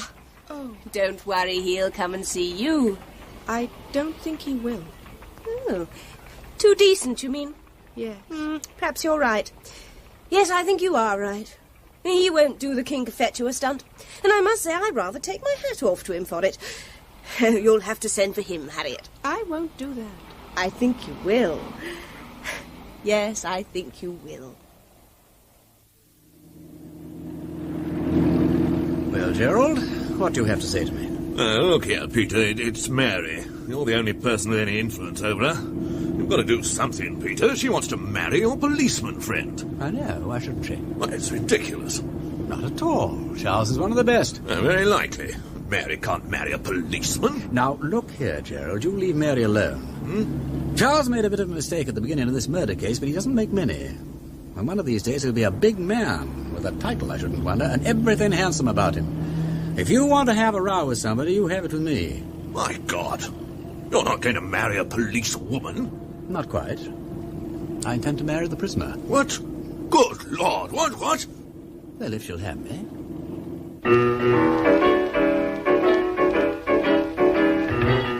In the last episode of Strong Poison, the parts were played as follows. Lord Peter Wimsey, Ian Carmichael, Bunter, Peter Jones, Harriet Vane, Anne Bell, Chief Inspector Parker, Gabriel Wolfe, Miss Murchison, Betty Huntley Wright, Freddie Arbuthnot, Christopher Schooler, Norman Urquhart, John Pullen, Attorney General and the Duke of Denver, Stephen Thorne, Sir Impey Biggs, Robert Gillespie, Marjorie Phelps, Rosalind Adams. Turkish Delight was adapted by Chris Miller from the book Strong Poison by Dorothy L. Sayers. The programme was produced by Simon Brett.